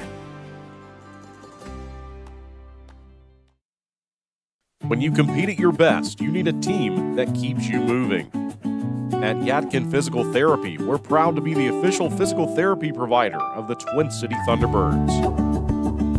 From the first evaluation to hands-on treatment, we focus on what matters, reducing pain, restoring mobility, and building confidence. Because performance isn't just about recovering, it's about training smarter, strength, stability, balance, and control. Our therapists tailor every plan to each individual so you can return to the ice, the gym, or the job feeling stronger. The same level of care we provide the Thunderbirds is here for our whole community. Students, weekend warriors, and families helping you stay healthy and perform at your best. Yadkin Physical Therapy in Yadkinville. Call 336-677-1800 or email ypt@yadkinphysicaltherapy.com.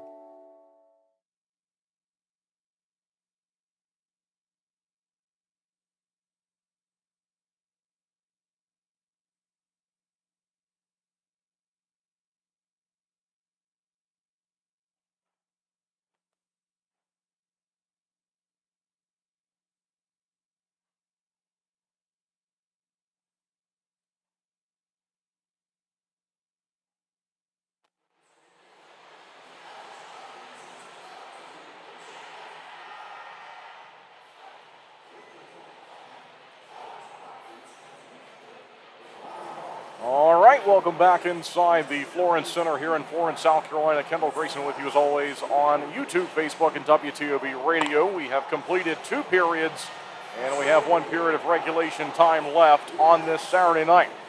And if the Thunderbirds want to extend their hopes of being in the postseason, they will have to find at least 1 additional goal. Thunderbirds 3 points behind the IceCats in the standings, and dropping behind by 6 would mean that the best they could do is tie it with 2 wins next weekend against Blue Ridge and Pee Dee losing twice against Columbus. But unfortunately, it would have the tiebreaker would go to Pee Dee, and that would put them in the postseason. And so that's why it could be a clinch as soon as tonight. Thunderbirds looking to fight back, and this should, from this group, be the hardest they've battled the entire season. And they're being outshot officially 27-9, but I know they've got a lot more left. And we hope that they're going to come out and show that to us in this final frame. We have 7 minutes left on the clock here for the intermission. And so they had a few more minutes on it than we had planned for. And I think some of it may be to give the ice a little bit more time to heal, especially that problematic spot that we saw earlier that gave us the problems to push the second period back quite a while. We had a very long first intermission break as it turned out. But the good news is we're back playing hockey, and they have deemed it good enough to play on, at least through that period, and hopefully this resurfacing helps and doesn't hurt the problem, but it's slow to freeze. You can see, if you're watching the streaks on the screen. And, I have to pause here tonight whenever an announcement is made, but you can see the streaks across the screen if you're watching on the video side, and that's just the water that's taking longer than typical, longer than you would hope for it to freeze. And there towards the bottom of the screen, if you're watching again, you can see the lights and the new lighting system they put in here between the first time we were here and the last time.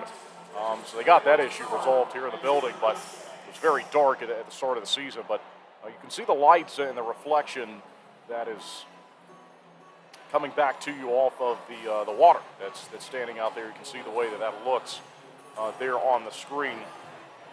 The ice resurfacing machine, not a Zamboni here, but an Olympia, is passing by.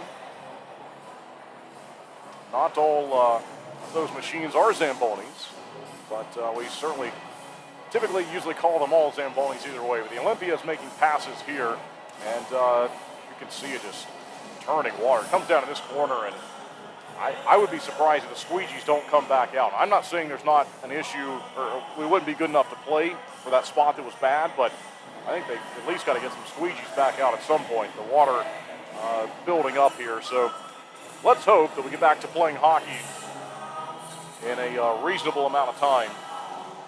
But the second period there, once it finally got going, we saw the IceCats take the lead in the final minutes, 3-2 the score. That's the score we're at now. They had 2 goals in the second period. It was 1-1 after 1. Roman Kramer scored at 6:03 on the power play. Zach White with an assist. Kaysen Gallant with an assist. And Thunderbirds get on the board first, and that's so many times key to doing these situations on the road. So they strike first, 1-0. IceCats answered back, though, with a goal from Dennis Zychek at the 15:34 point of the first period to tie the game, with Elijah Wilson assisting on that play. And so at that point, it is 1-1. But there in the second period, 4:30 is the time of the goal from Charlie Bedard. Dennis Zychek assisted, and 4:30 is the time of that scoring play. That was back in the second period to make it 2-1. Then, what has been the biggest goal for the Thunderbirds tonight so far is the shorthanded scoring play from Jacob Schnapp. Just a massive goal there at 9:33. About halfway through the period after Pee Dee had taken the lead, and just a really nice individual effort.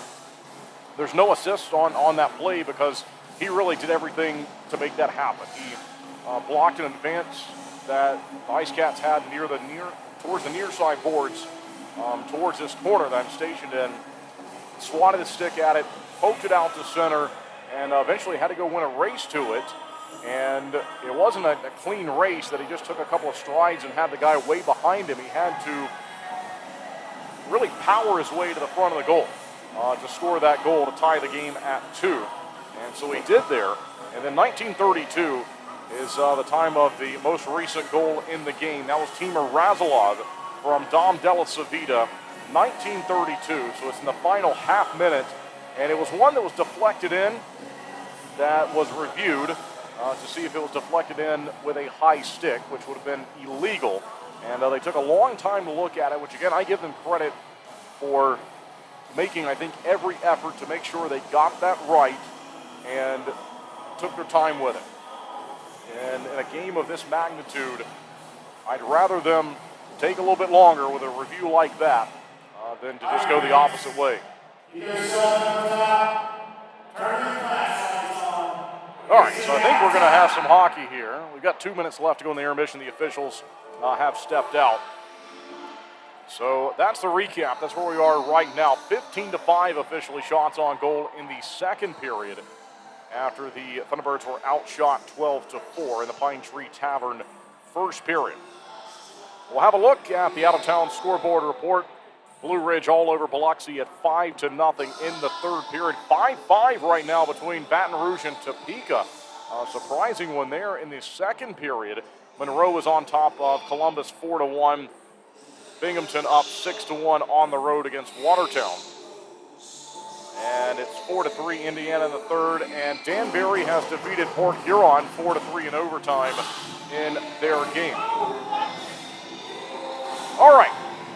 Thunderbirds hit the ice, and we are nearly ready for the Culver's third period.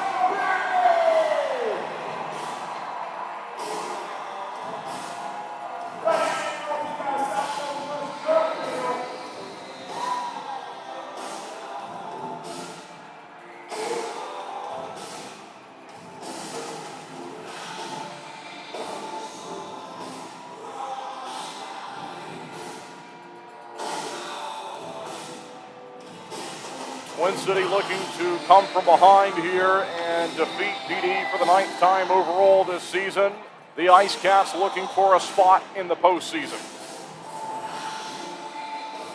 A regulation loss would end the Thunderbirds' chances. Any other result, and this battle goes to the final weekend. As I mentioned earlier, the probability, the chances of the Thunderbirds overtaking the IceCats in the final weekend, it would be a lot easier if they got 2 points for an overtime win, shootout win, or 3 points for regulation win. It's still a possibility if they get a point. Why, they can do themselves some favors by coming from behind and winning this one. Nearly ready to go. Two teams are back.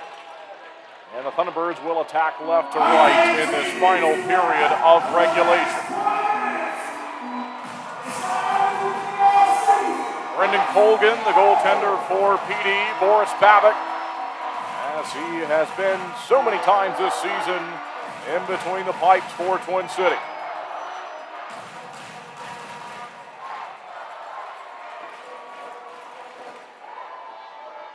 Just a few more moments here as I think either they've got a scoring problem or just waiting for the ice to heal.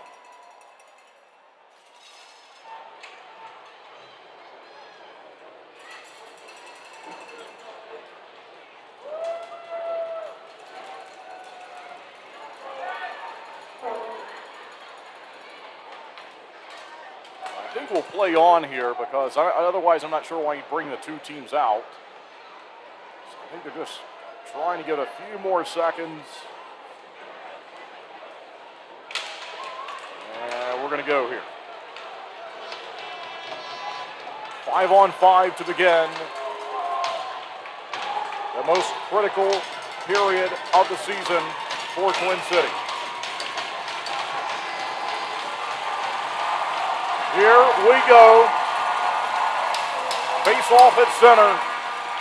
And the Culver's third is underway.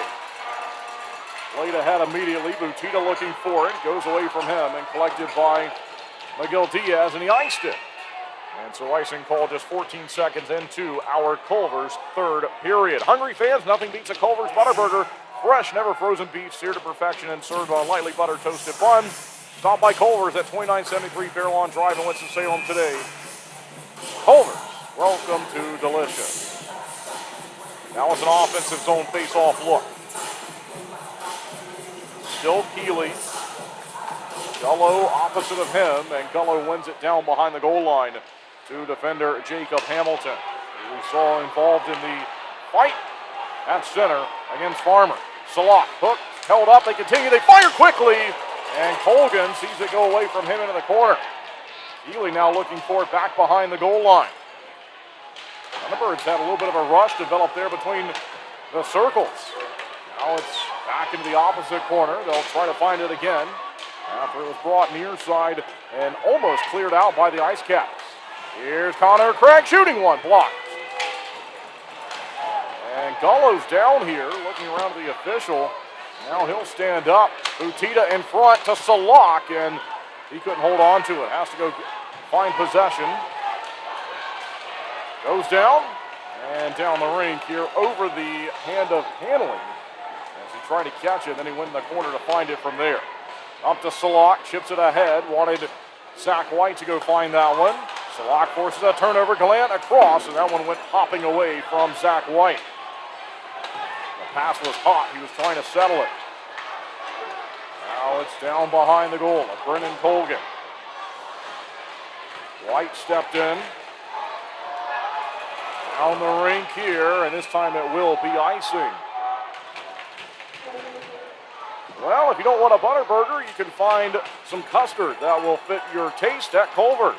Got a sweet tooth? Culver's fresh frozen custard is rich, creamy, and made in small batches all day, every day. Swing by Culver's at 2973 Fairlawn Drive in Winston-Salem and check out today's flavors. Culver's, welcome to Delicious. Culver's has presented a third period all year long. Face off here, and they didn't like it.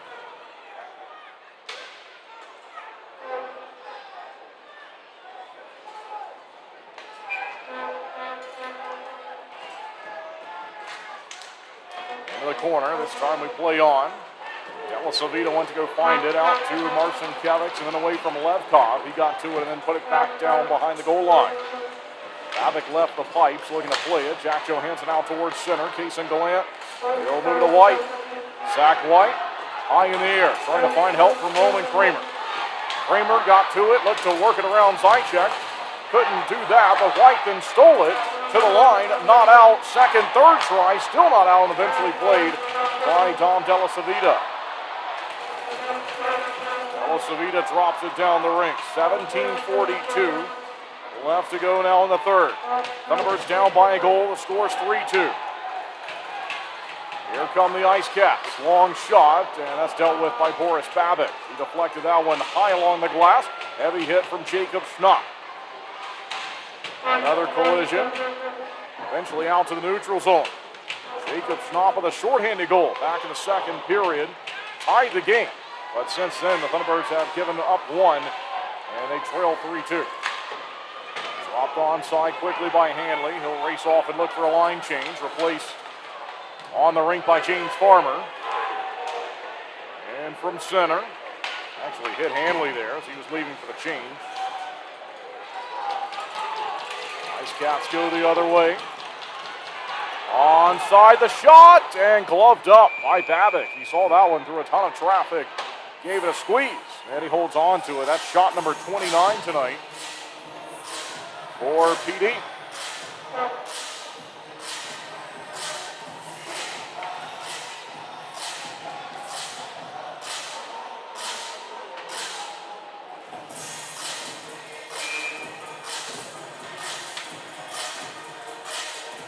Here's the face-off on the way.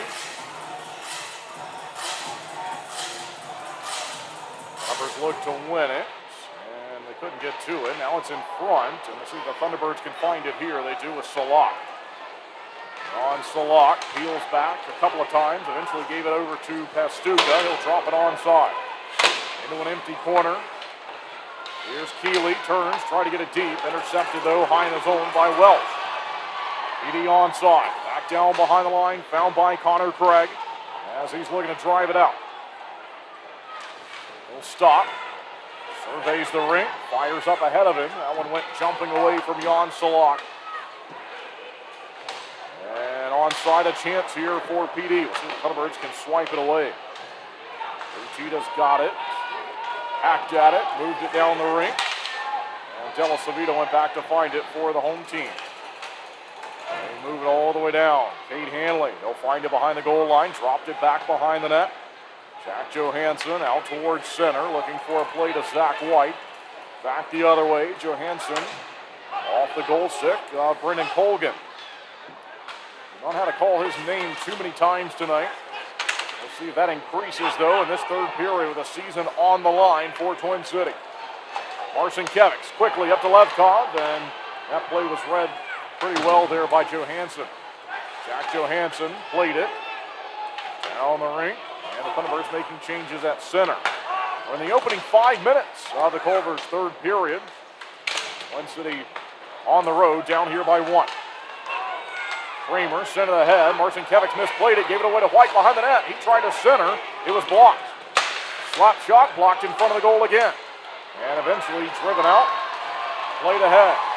Here's Marcin Kevics. Doesn't fire. Intercepted. Up to Gallant. Gallant trying to get around his man. It's in the near side corner. Thunderbirds crashing in. Farmer finds it. Chips it in front. They fire right in on goal, and Colgan made a great save. Unbelievable on Zach White.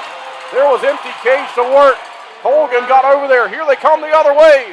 Shot blocked. Jacob Snops to it. 3-on-2. Snop up to Farmer. Farmer back to him. Shoots. Blocked. Down by White. Zach White goes in front and looking for a bounce off of Colgan. He covers it. 14-17 left to go in the Culver's third period. Media timeout. We'll be right back with more Twin City Thunderbirds hockey. When it comes to performance, speed matters, just like on the ice. Introducing same-day dental crowns right here at Twin Oaks Dentistry. With cutting-edge technology, we craft crowns on site, eliminating the need for temporary. As proud sponsors of the Thunderbirds, we understand the need for top-notch performance. We're more than just dental care. We're your partners in achieving your best smile.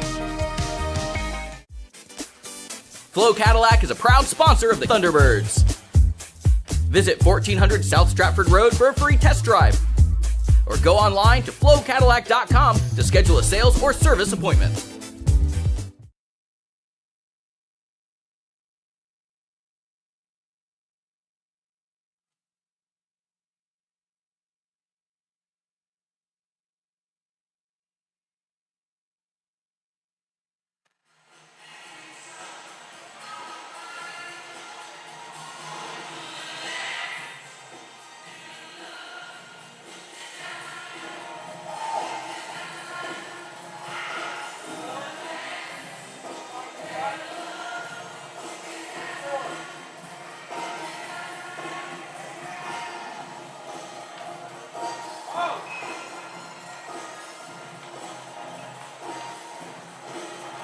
.17 left to go in the third as we return from the media timeout. Chance in front. This is saved by Babbitt as he was able to steer that one away. Down behind the goal line. Thunderbirds find it. Here's Gallant. Looking to move it out. Goes to Zach White. White off the backhand. Fires through the neutral zone. Kramer looking for it. Played first, though, by Colgan. Down the rink. And grabbed by Testuka.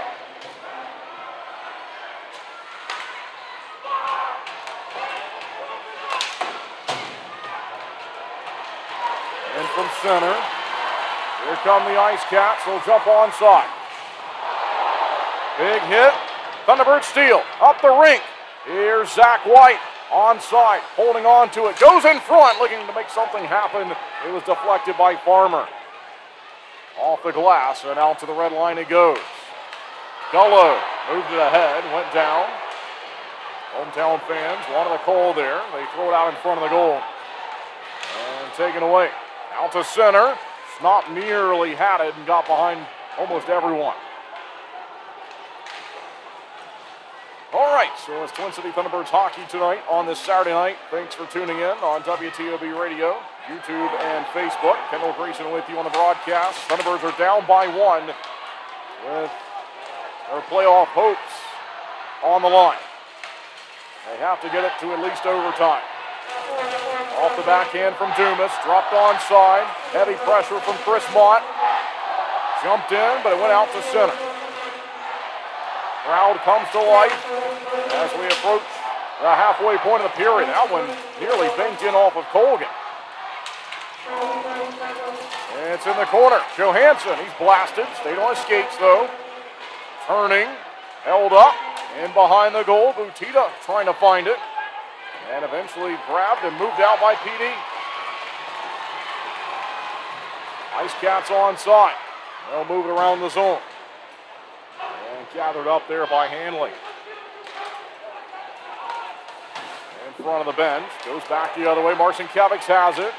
Looked to step around Salak. He was having none of that. Took it right away from him. Out towards center. Found by the captain. Here we go. Butita's got it. Onside, looking to tie the game. Butita shooting one. Stick save made by Colgan. Tight turn from Connor Craig. Across the zone they go. They had a chance with Pestukas. He activated and went way down to the bottom of the near side circle. All the way around the zone. Eventually chipped out to center. They'll want to start again from there. Onside quickly. Salak into the corner. Here's Salak giving a rough ride. Butita, long shot. They got the tip and it went wide from Keeley. Keeley was right there looking to tie the game off a deflection. Sent out from the IceCats. It should go for icing. It will.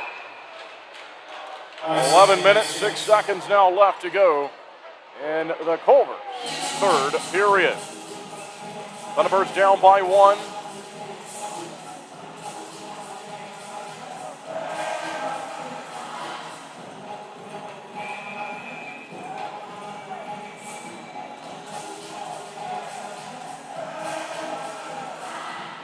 Here we go. Offense's zone face-off. Zach White. Down he goes, one away from him. We've updated the shots, by the way, to show a few more for the Thunderbirds now at 14. Being outshot 30-14, but ramping it up here a bit in the third, taking some chances. It goes the other way, briefly. Farmer went looking for it. It's out to the neutral zone. Now Farmer charges back into his defensive territory. Eventually it's along to Kramer.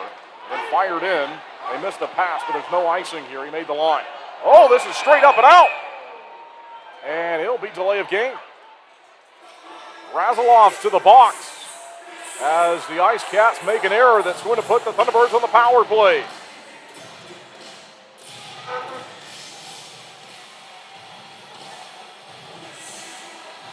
Well, that's what some of the pressure can do and the ways that it pays off. Sometimes you can force your opponent into a mental error and a mistake, and that was one that just went up and out, had plenty of room to work. And now, what a chance this is for this power play.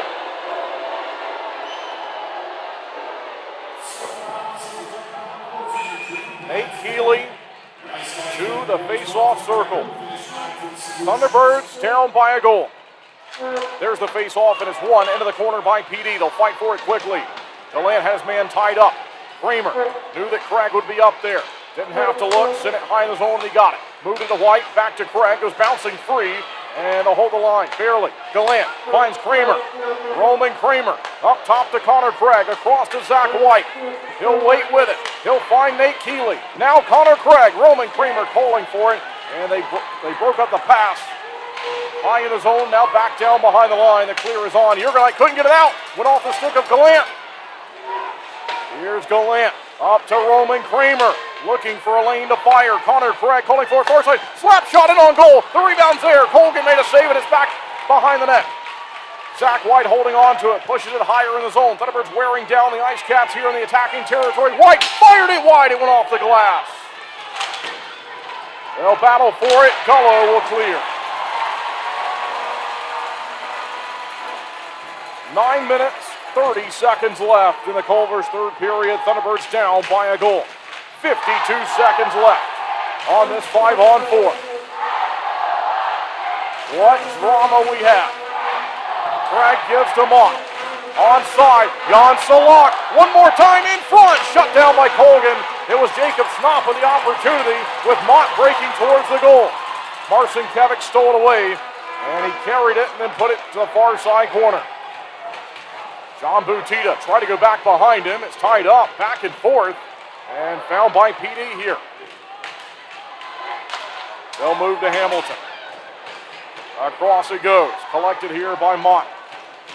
Back behind the net. Now to Jan Salak, looking to move it ahead. He gave it away. Now Mott charging onside. 3 seconds left on the power play. Butita tried to go in front. Couldn't get it in the middle. And we're back to 5-on-5. The door came open.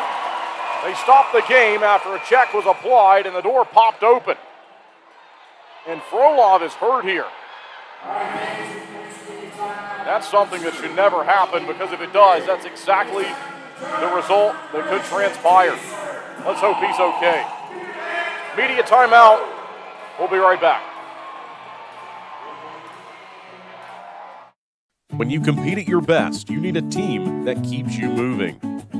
At Yadkin Physical Therapy, we're proud to be the official physical therapy provider of the Twin City Thunderbirds. From the first evaluation to hands-on treatment, we focus on what matters: reducing pain, restoring mobility, and building confidence. Because performance isn't just about recovering, it's about training smarter: strength, stability, balance, and control. Our therapists tailor every plan to each individual so you can return to the ice, the gym, or the job feeling stronger. The same level of care we provide the Thunderbirds is here for our whole community. Students, weekend warriors, and families, helping you stay healthy and perform at your best. Yadkin Physical Therapy in Yadkinville. Call 336-677-1800 or email ypt@yadkinphysicaltherapy.com.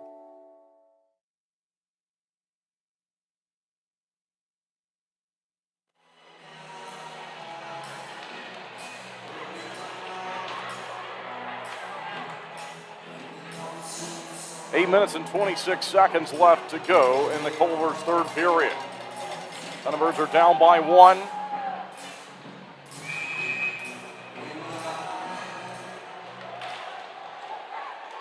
We're back. And Twin City now, the clock becomes a problem.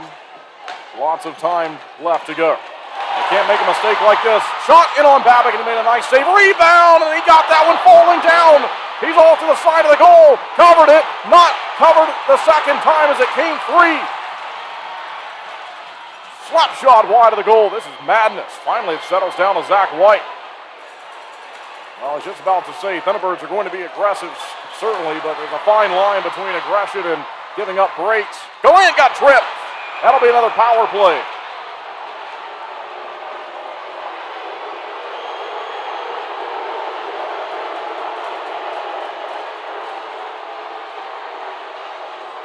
All right, now the power play will go back and have another opportunity.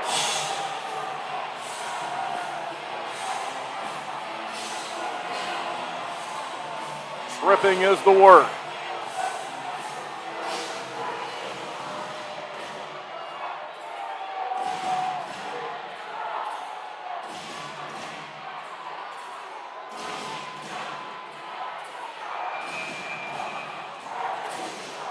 Let's see if Twin City can find one of the power play. No better time than that. Nate Keeley, down it goes. High in the zone, side check, put it in the air, not out of the line, over the line yet. As they battle back and forth, Pee Dee's got it, they'll chip it down the ring. And Boris Babick makes the save, puts it back behind the goal. Thunderbirds will go working from there. Back onside briefly, then Tom Della Savita took it and moved it ahead. 30 seconds are gone. 1:30 left on the power play. 7:13 left to go in regulation time. Here's Roman Kramer. He'll step onside with it, gives to Kason Gallant, stolen away by Frolov, and then give it right back. Gallant in on goal! Save made by Colgan.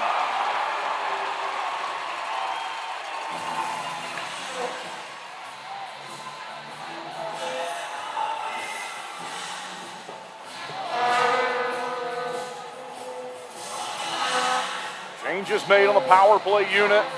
John Butita, Jan Salak, Yuri Pastuka, Zach White, Chris Mott.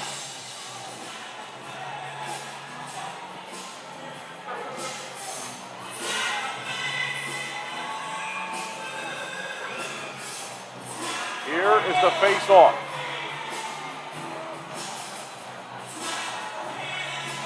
There it is. Thunderbirds got it. Pastuka into the corner, looking for Butita, finding him. Butita got knocked down there, and his legs swept out from under it. Pastuka, long shot is blocked. He's got to get back now. Dennis Zajac looking to beat him to the puck. He does, and they'll try to find it in the corner. Huge collision, and then it's played off the side of the goal. Boris Babic helps out the power play. 51 seconds remaining on this 5-on-4. Thunderbirds down 3-2. Up ahead quickly to White. Zach White. He's got it. Got it to Chris Mott. He took a look, wanted to center. Couldn't do it. They got in the way of the lanes. White in front, looking for a tip. It's right there at free. They're looking to fire it now. Colgan's out of position. Found by the IceCats. Not out of the zone. Butita bats it down, gives to Jan Salak. Salak stops, centers it back. Now it's high in the zone and held onside by Mott. Fires looking for a tip, and it went wide from Butita. Butita, one-on-one with Bedard. Beats into the puck. They'll look to move it around the zone. 15 left to go on the power play, rather, as 20. White had it. He'll get it again. Shooting one is off the post. Off the post and out of play. 9 seconds left on the power play. 5:56 remaining in the Culver's third period. Twin City down 3-2, giving it everything they have to keep their season alive.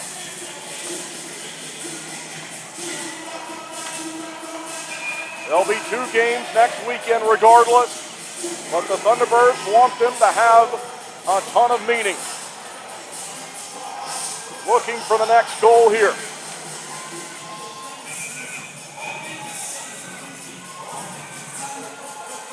Hold it for 1 as they had the false start.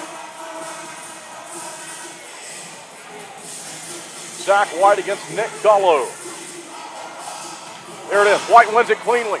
Up to Johansson, holding on to it. Firing one, tipped in front of the net. They're looking to stuff home the rebound. It's free. It's Kramer right there on the doorstep, but it's covered up by Colgan. Kramer was down on his knees, hacking away, trying to put that one in. Desperation. 1 second left on the power play.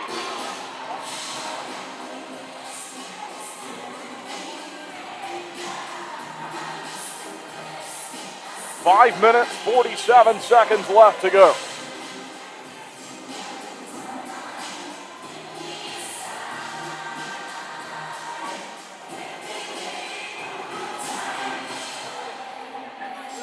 Roman Kramer opposite of Dennis Zajac. They are going to allow this change, maybe disallow there as Wilson actually went off, and now we're ready to go. Noah Robinson will rejoin his team in 1 second.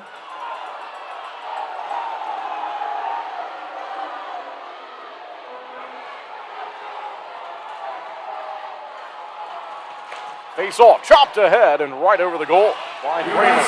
White in front he goes, Gallant in on goal and he missed. He hit the glass. Zach White got it right to Kason Gallant. What a chance. Not to be. Now Marcinkiewicz, he pulls it around Johansson, who looks to get it back from him. Marcinkiewicz behind the line, they center right into a Babic, and he made a great save. The rebound, he got that one too. It's free in front of the goal. IceCats have it, they'll shove it up high. A shot block. And Twin City searching for it. Back behind the goal line, 5:14 left. Flipped high in the air. It stopped in front of the goal there, and Colgan covered it.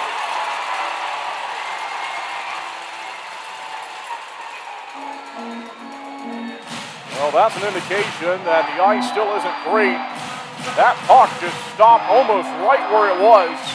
And it was going to benefit the Thunderbirds if they could have found it. Hogan was just able to get to it in time.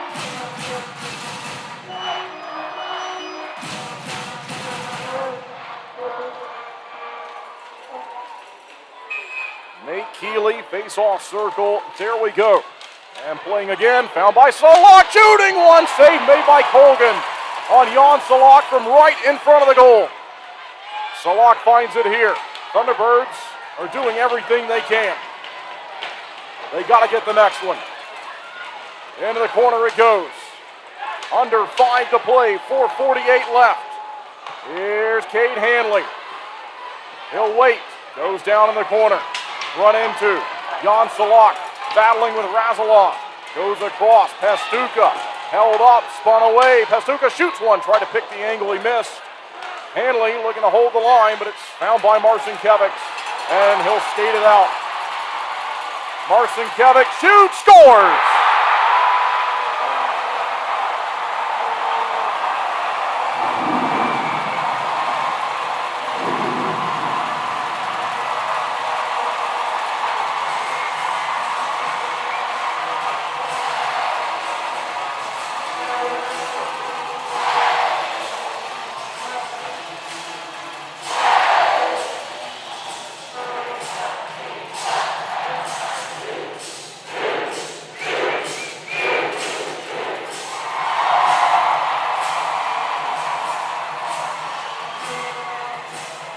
Four to 2, 4:20 left.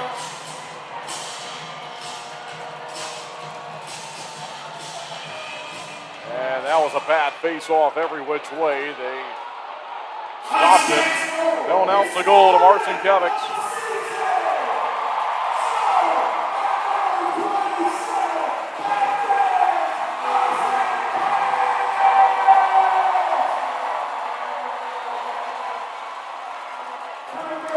Off at center, and we're back. We'll have one final media timeout. Here's Gullo, fanned on it. Out in front of Babbitt, goes to the far side corner. Thunderbirds down 4-2 here on the road. Out towards center, no, not yet. Twin City swarming to it. The PD's got it. They try to center. Deflected off of White, down behind the goal line. Off the side of the net, covered up by Babbitt, and that'll send us to the break.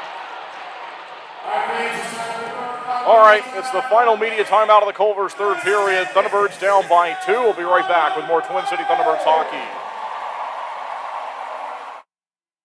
Two pillows, endless possibilities. At Cotton & Crate, we make it easy to refresh your home season after season. Our 18x18 and 12x20 pillow sizes pair perfectly with our seasonal collections of interchangeable covers, so you can refresh your style anytime without cluttering up your closet. We're proud to team up with the Twin City Thunderbirds, celebrating hometown spirit and the comfort of home on and off the ice. Thunderbirds fans, enjoy $5 off your order at cottonandcrate.com with the code TBIRDS 5 off. Cotton & Crate, two pillows, endless possibilities. Maple Chase Golf and Country Club offers the best in recreational amenities in the Triad. Come enjoy a meal at the Pine Brook Bar and Grill, relax by our pool and cabana, and gear up at the Pro Shop while sharpening your skills on our 9,000 square foot putting green, and play around on our 18-hole Ellis Maples Design Championship Golf Course. You can find out more at maplechasecc.com. That's maplechasecc.com.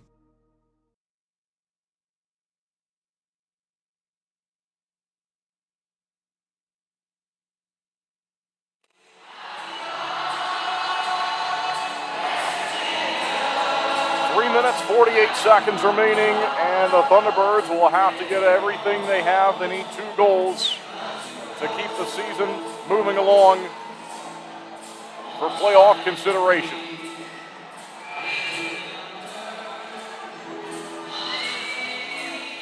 Pee Dee trying to be the final team to clinch a playoff spot this year in the FPHL on the second to last weekend of the season. Out to center from the defensive end face-off for the Thunderbirds. They see it go behind the line. They try to bank one in. The IceCats do off of Babbitt. There's a hit with Johansson. Got tied up. Chance again. The shot. Save made by Boris Babbitt. Babick has been such a workhorse for this team, really the entire season, but certainly here in the second half. Faced 58 shots last night. Chance in front of him here. Found by White. And a high flip to center ice, right along the logo. And nearly chopped out of play again. Chance onside though for Pee Dee. They'll try to center from back behind the net. Pressure from Zach White. And high in the zone, deflected off the stick of Roman Kramer. There's a double deflection. It's eventually made its way into the corner. We'll see if Babick is going to be released here soon. Can't do it now as Thunderbirds have iced it.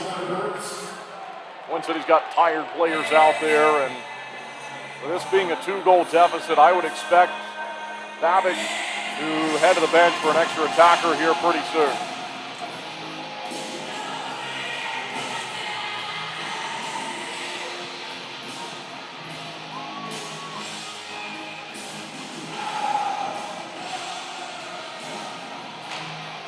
There's the face-off. Down behind the goal line it goes. Fouled by Jack Johansson. He'll look to move it out. He does.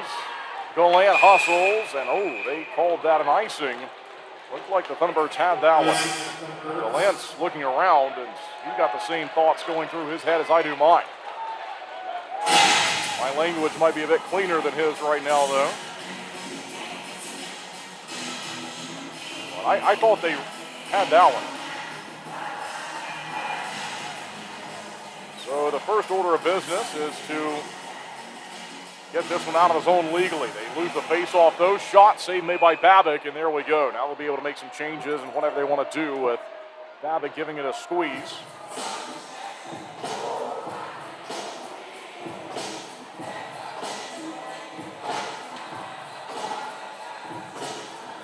.2:27 left to go in the Culver's third period. Shots are 35-20.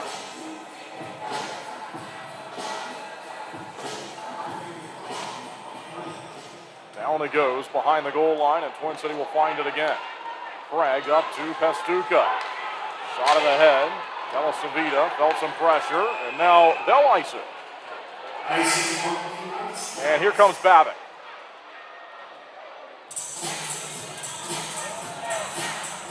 Six on five. We'll see if Coach Harrison wants to use his timeout here.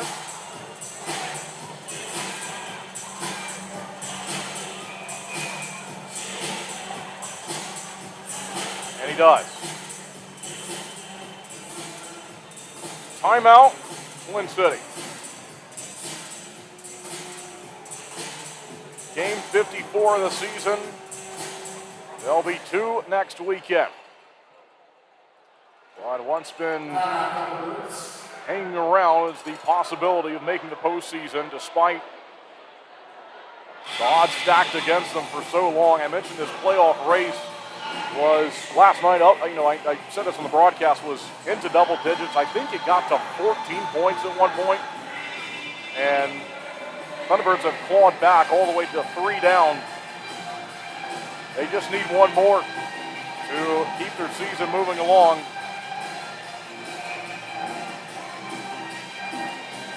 But it's going to take quite the effort. 2 goals in the final 2 minutes and 15 seconds. Let's see if they can do it. Extra attacker, 6 on 5.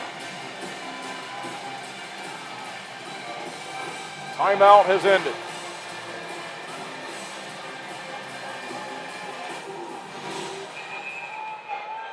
Nate Keeley ready to go. Down he goes. Thunderbirds quickly to it. Kramer goes across the zone. He missed the pass to Gallant.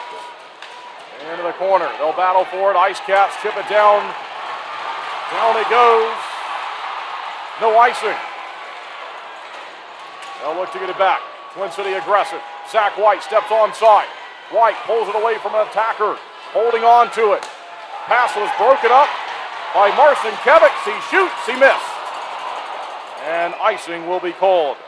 1 minute 45 seconds now left to go.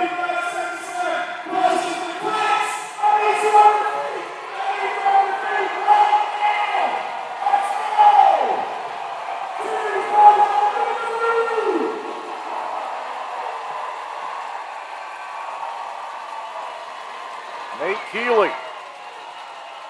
Once again to the circle. They rely upon him so many times in these critical situations. We've seen it all year long. Down he goes. He'll battle for it. Found by Roman Kramer. Kramer off the backhand. Other side of the ice. White got spun down. It's left by the wall. Fired down the ice. High in the air. Marcinkiewicz ends it.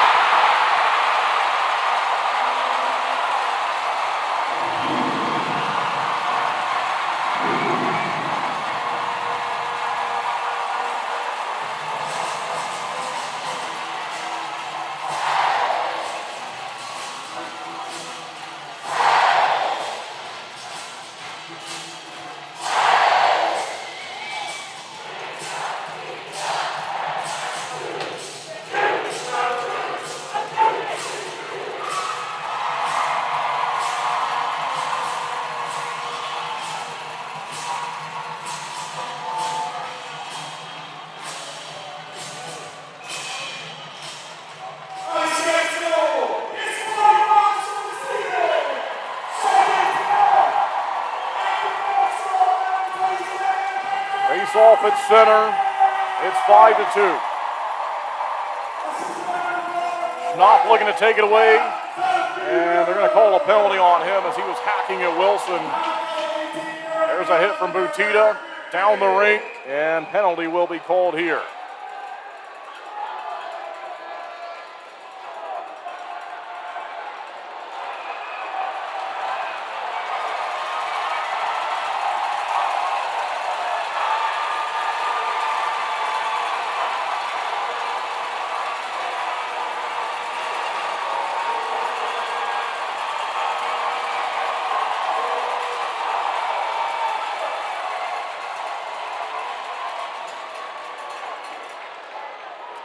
Well, Houston Wilson may have a problem with the league after that one, but he's been removed.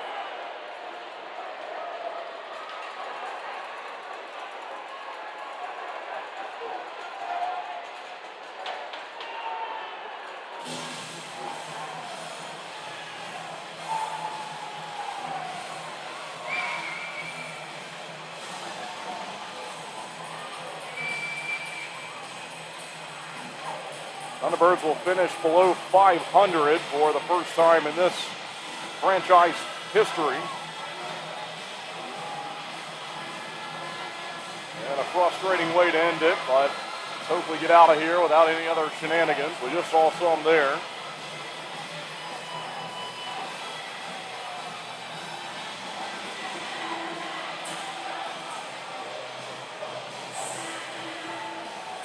Can definitively say now the Thunderbirds will have one final game on home ice. Fan Appreciation Night coming up on Friday. Next time that Twin City hits the ice. 7:35 the time of the puck drop.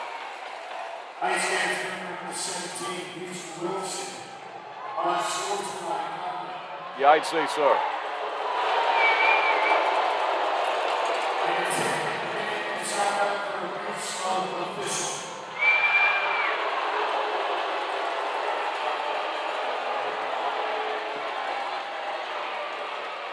So they get the penalty sorted out here. Jacob Schnapp was certainly frustrated and wanted a piece of Houston Wilson, who didn't want any piece of him. So Schnapp's in the box for slashing as he tried to get that going, and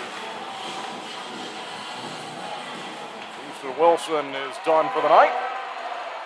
Onside here late in the game. Tom Dumas in front, kicked out by Colgan. Rebound, he'll fall on it.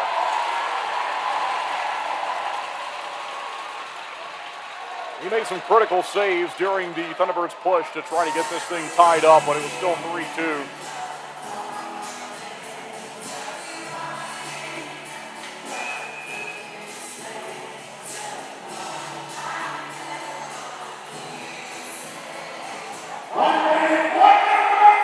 Less than one to go. Long shot. Pinball's wide. We are playing 4-on-4 here. They had the penalties, and Mott couldn't catch that pass from Dumas. Back into the zone it goes for Farmer. And out through center. Back the other way eventually. In behind the line. Good hit from Farmer. 34 seconds left. as he'll drive this one wide of Boris Babbitt. Out to center, here's Mott. Up to Dom Dumas. In the final seconds of the game. Mott run into, they'll battle.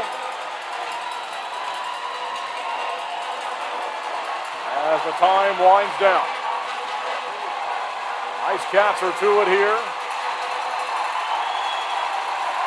And they're going to win it.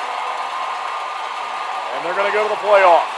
Thunderbirds drop this one 5-2.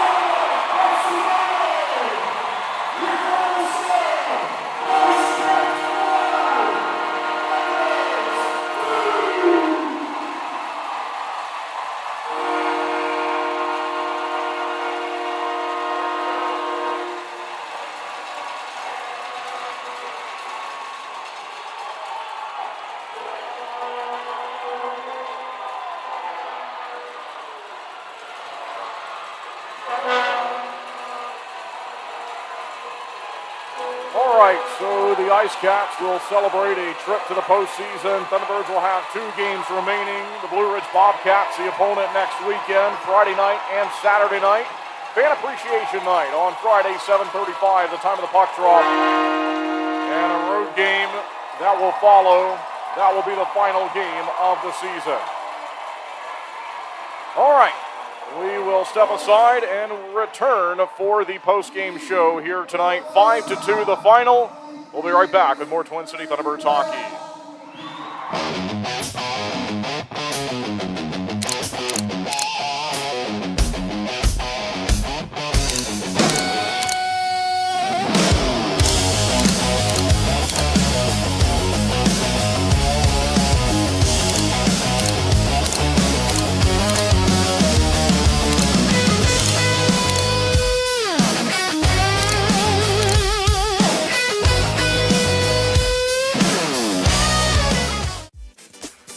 Flo Cadillac is a proud sponsor of the Thunderbirds. Visit 1400 South Stratford Road for a free test drive. Or go online to flowcadillac.com to schedule a sales or service appointment.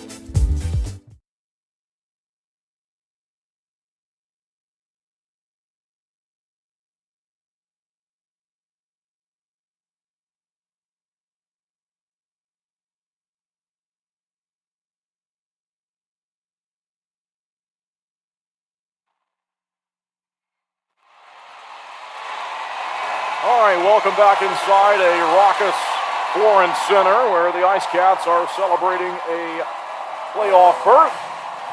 5-2 the final tonight. Thanks for tuning in as we get to the post-game show following this one. We are live on YouTube, Facebook, and WTOB Radio as this push for the playoffs and the fight for fourth has come to an end.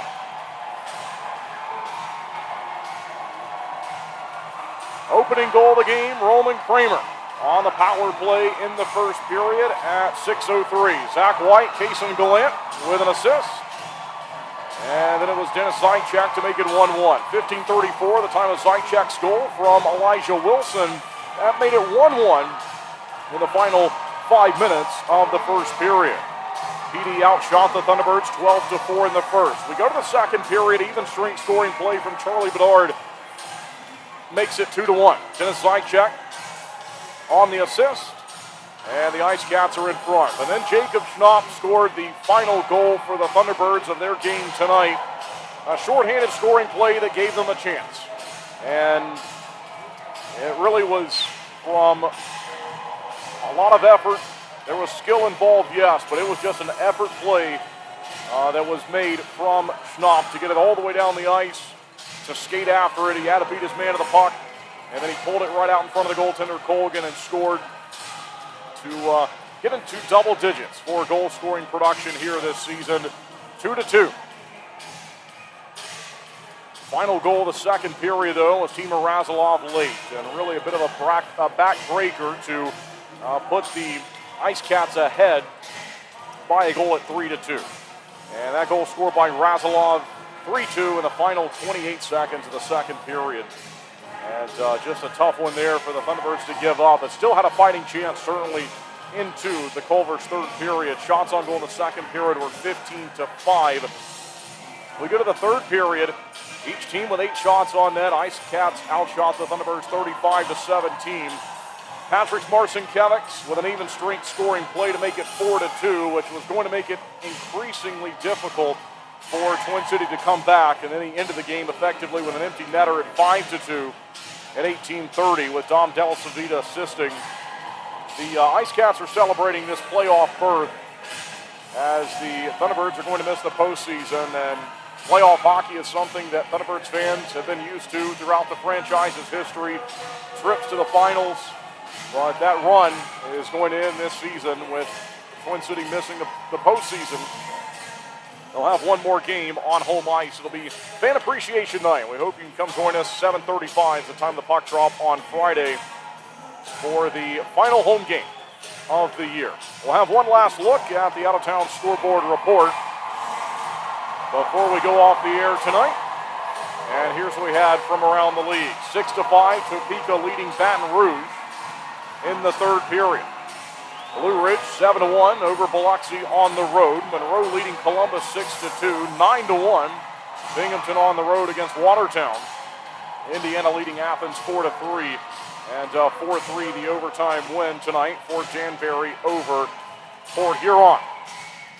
All right, we will have the Coach Harry Show at Earl's coming up on Tuesday night, 7 o'clock. Hope you can join us. And then we're on home ice on Friday. Final game of the season will be on Saturday on the road. And that'll be it for the 25-26 season, the 9th year of Thunderbirds hockey. Thanks for joining us last night. Thanks for tuning in here on the road for this matchup this evening. Kendall Grayson signing off from the Florence Center, where this one is a loss to end the weekend for the Thunderbirds, and it ends their playoff eligibility as they've officially been eliminated. Pee Dee clinches as the Thunderbirds drop this one. Good night from Florence. The final score, Pee Dee 5 and Twin City 2.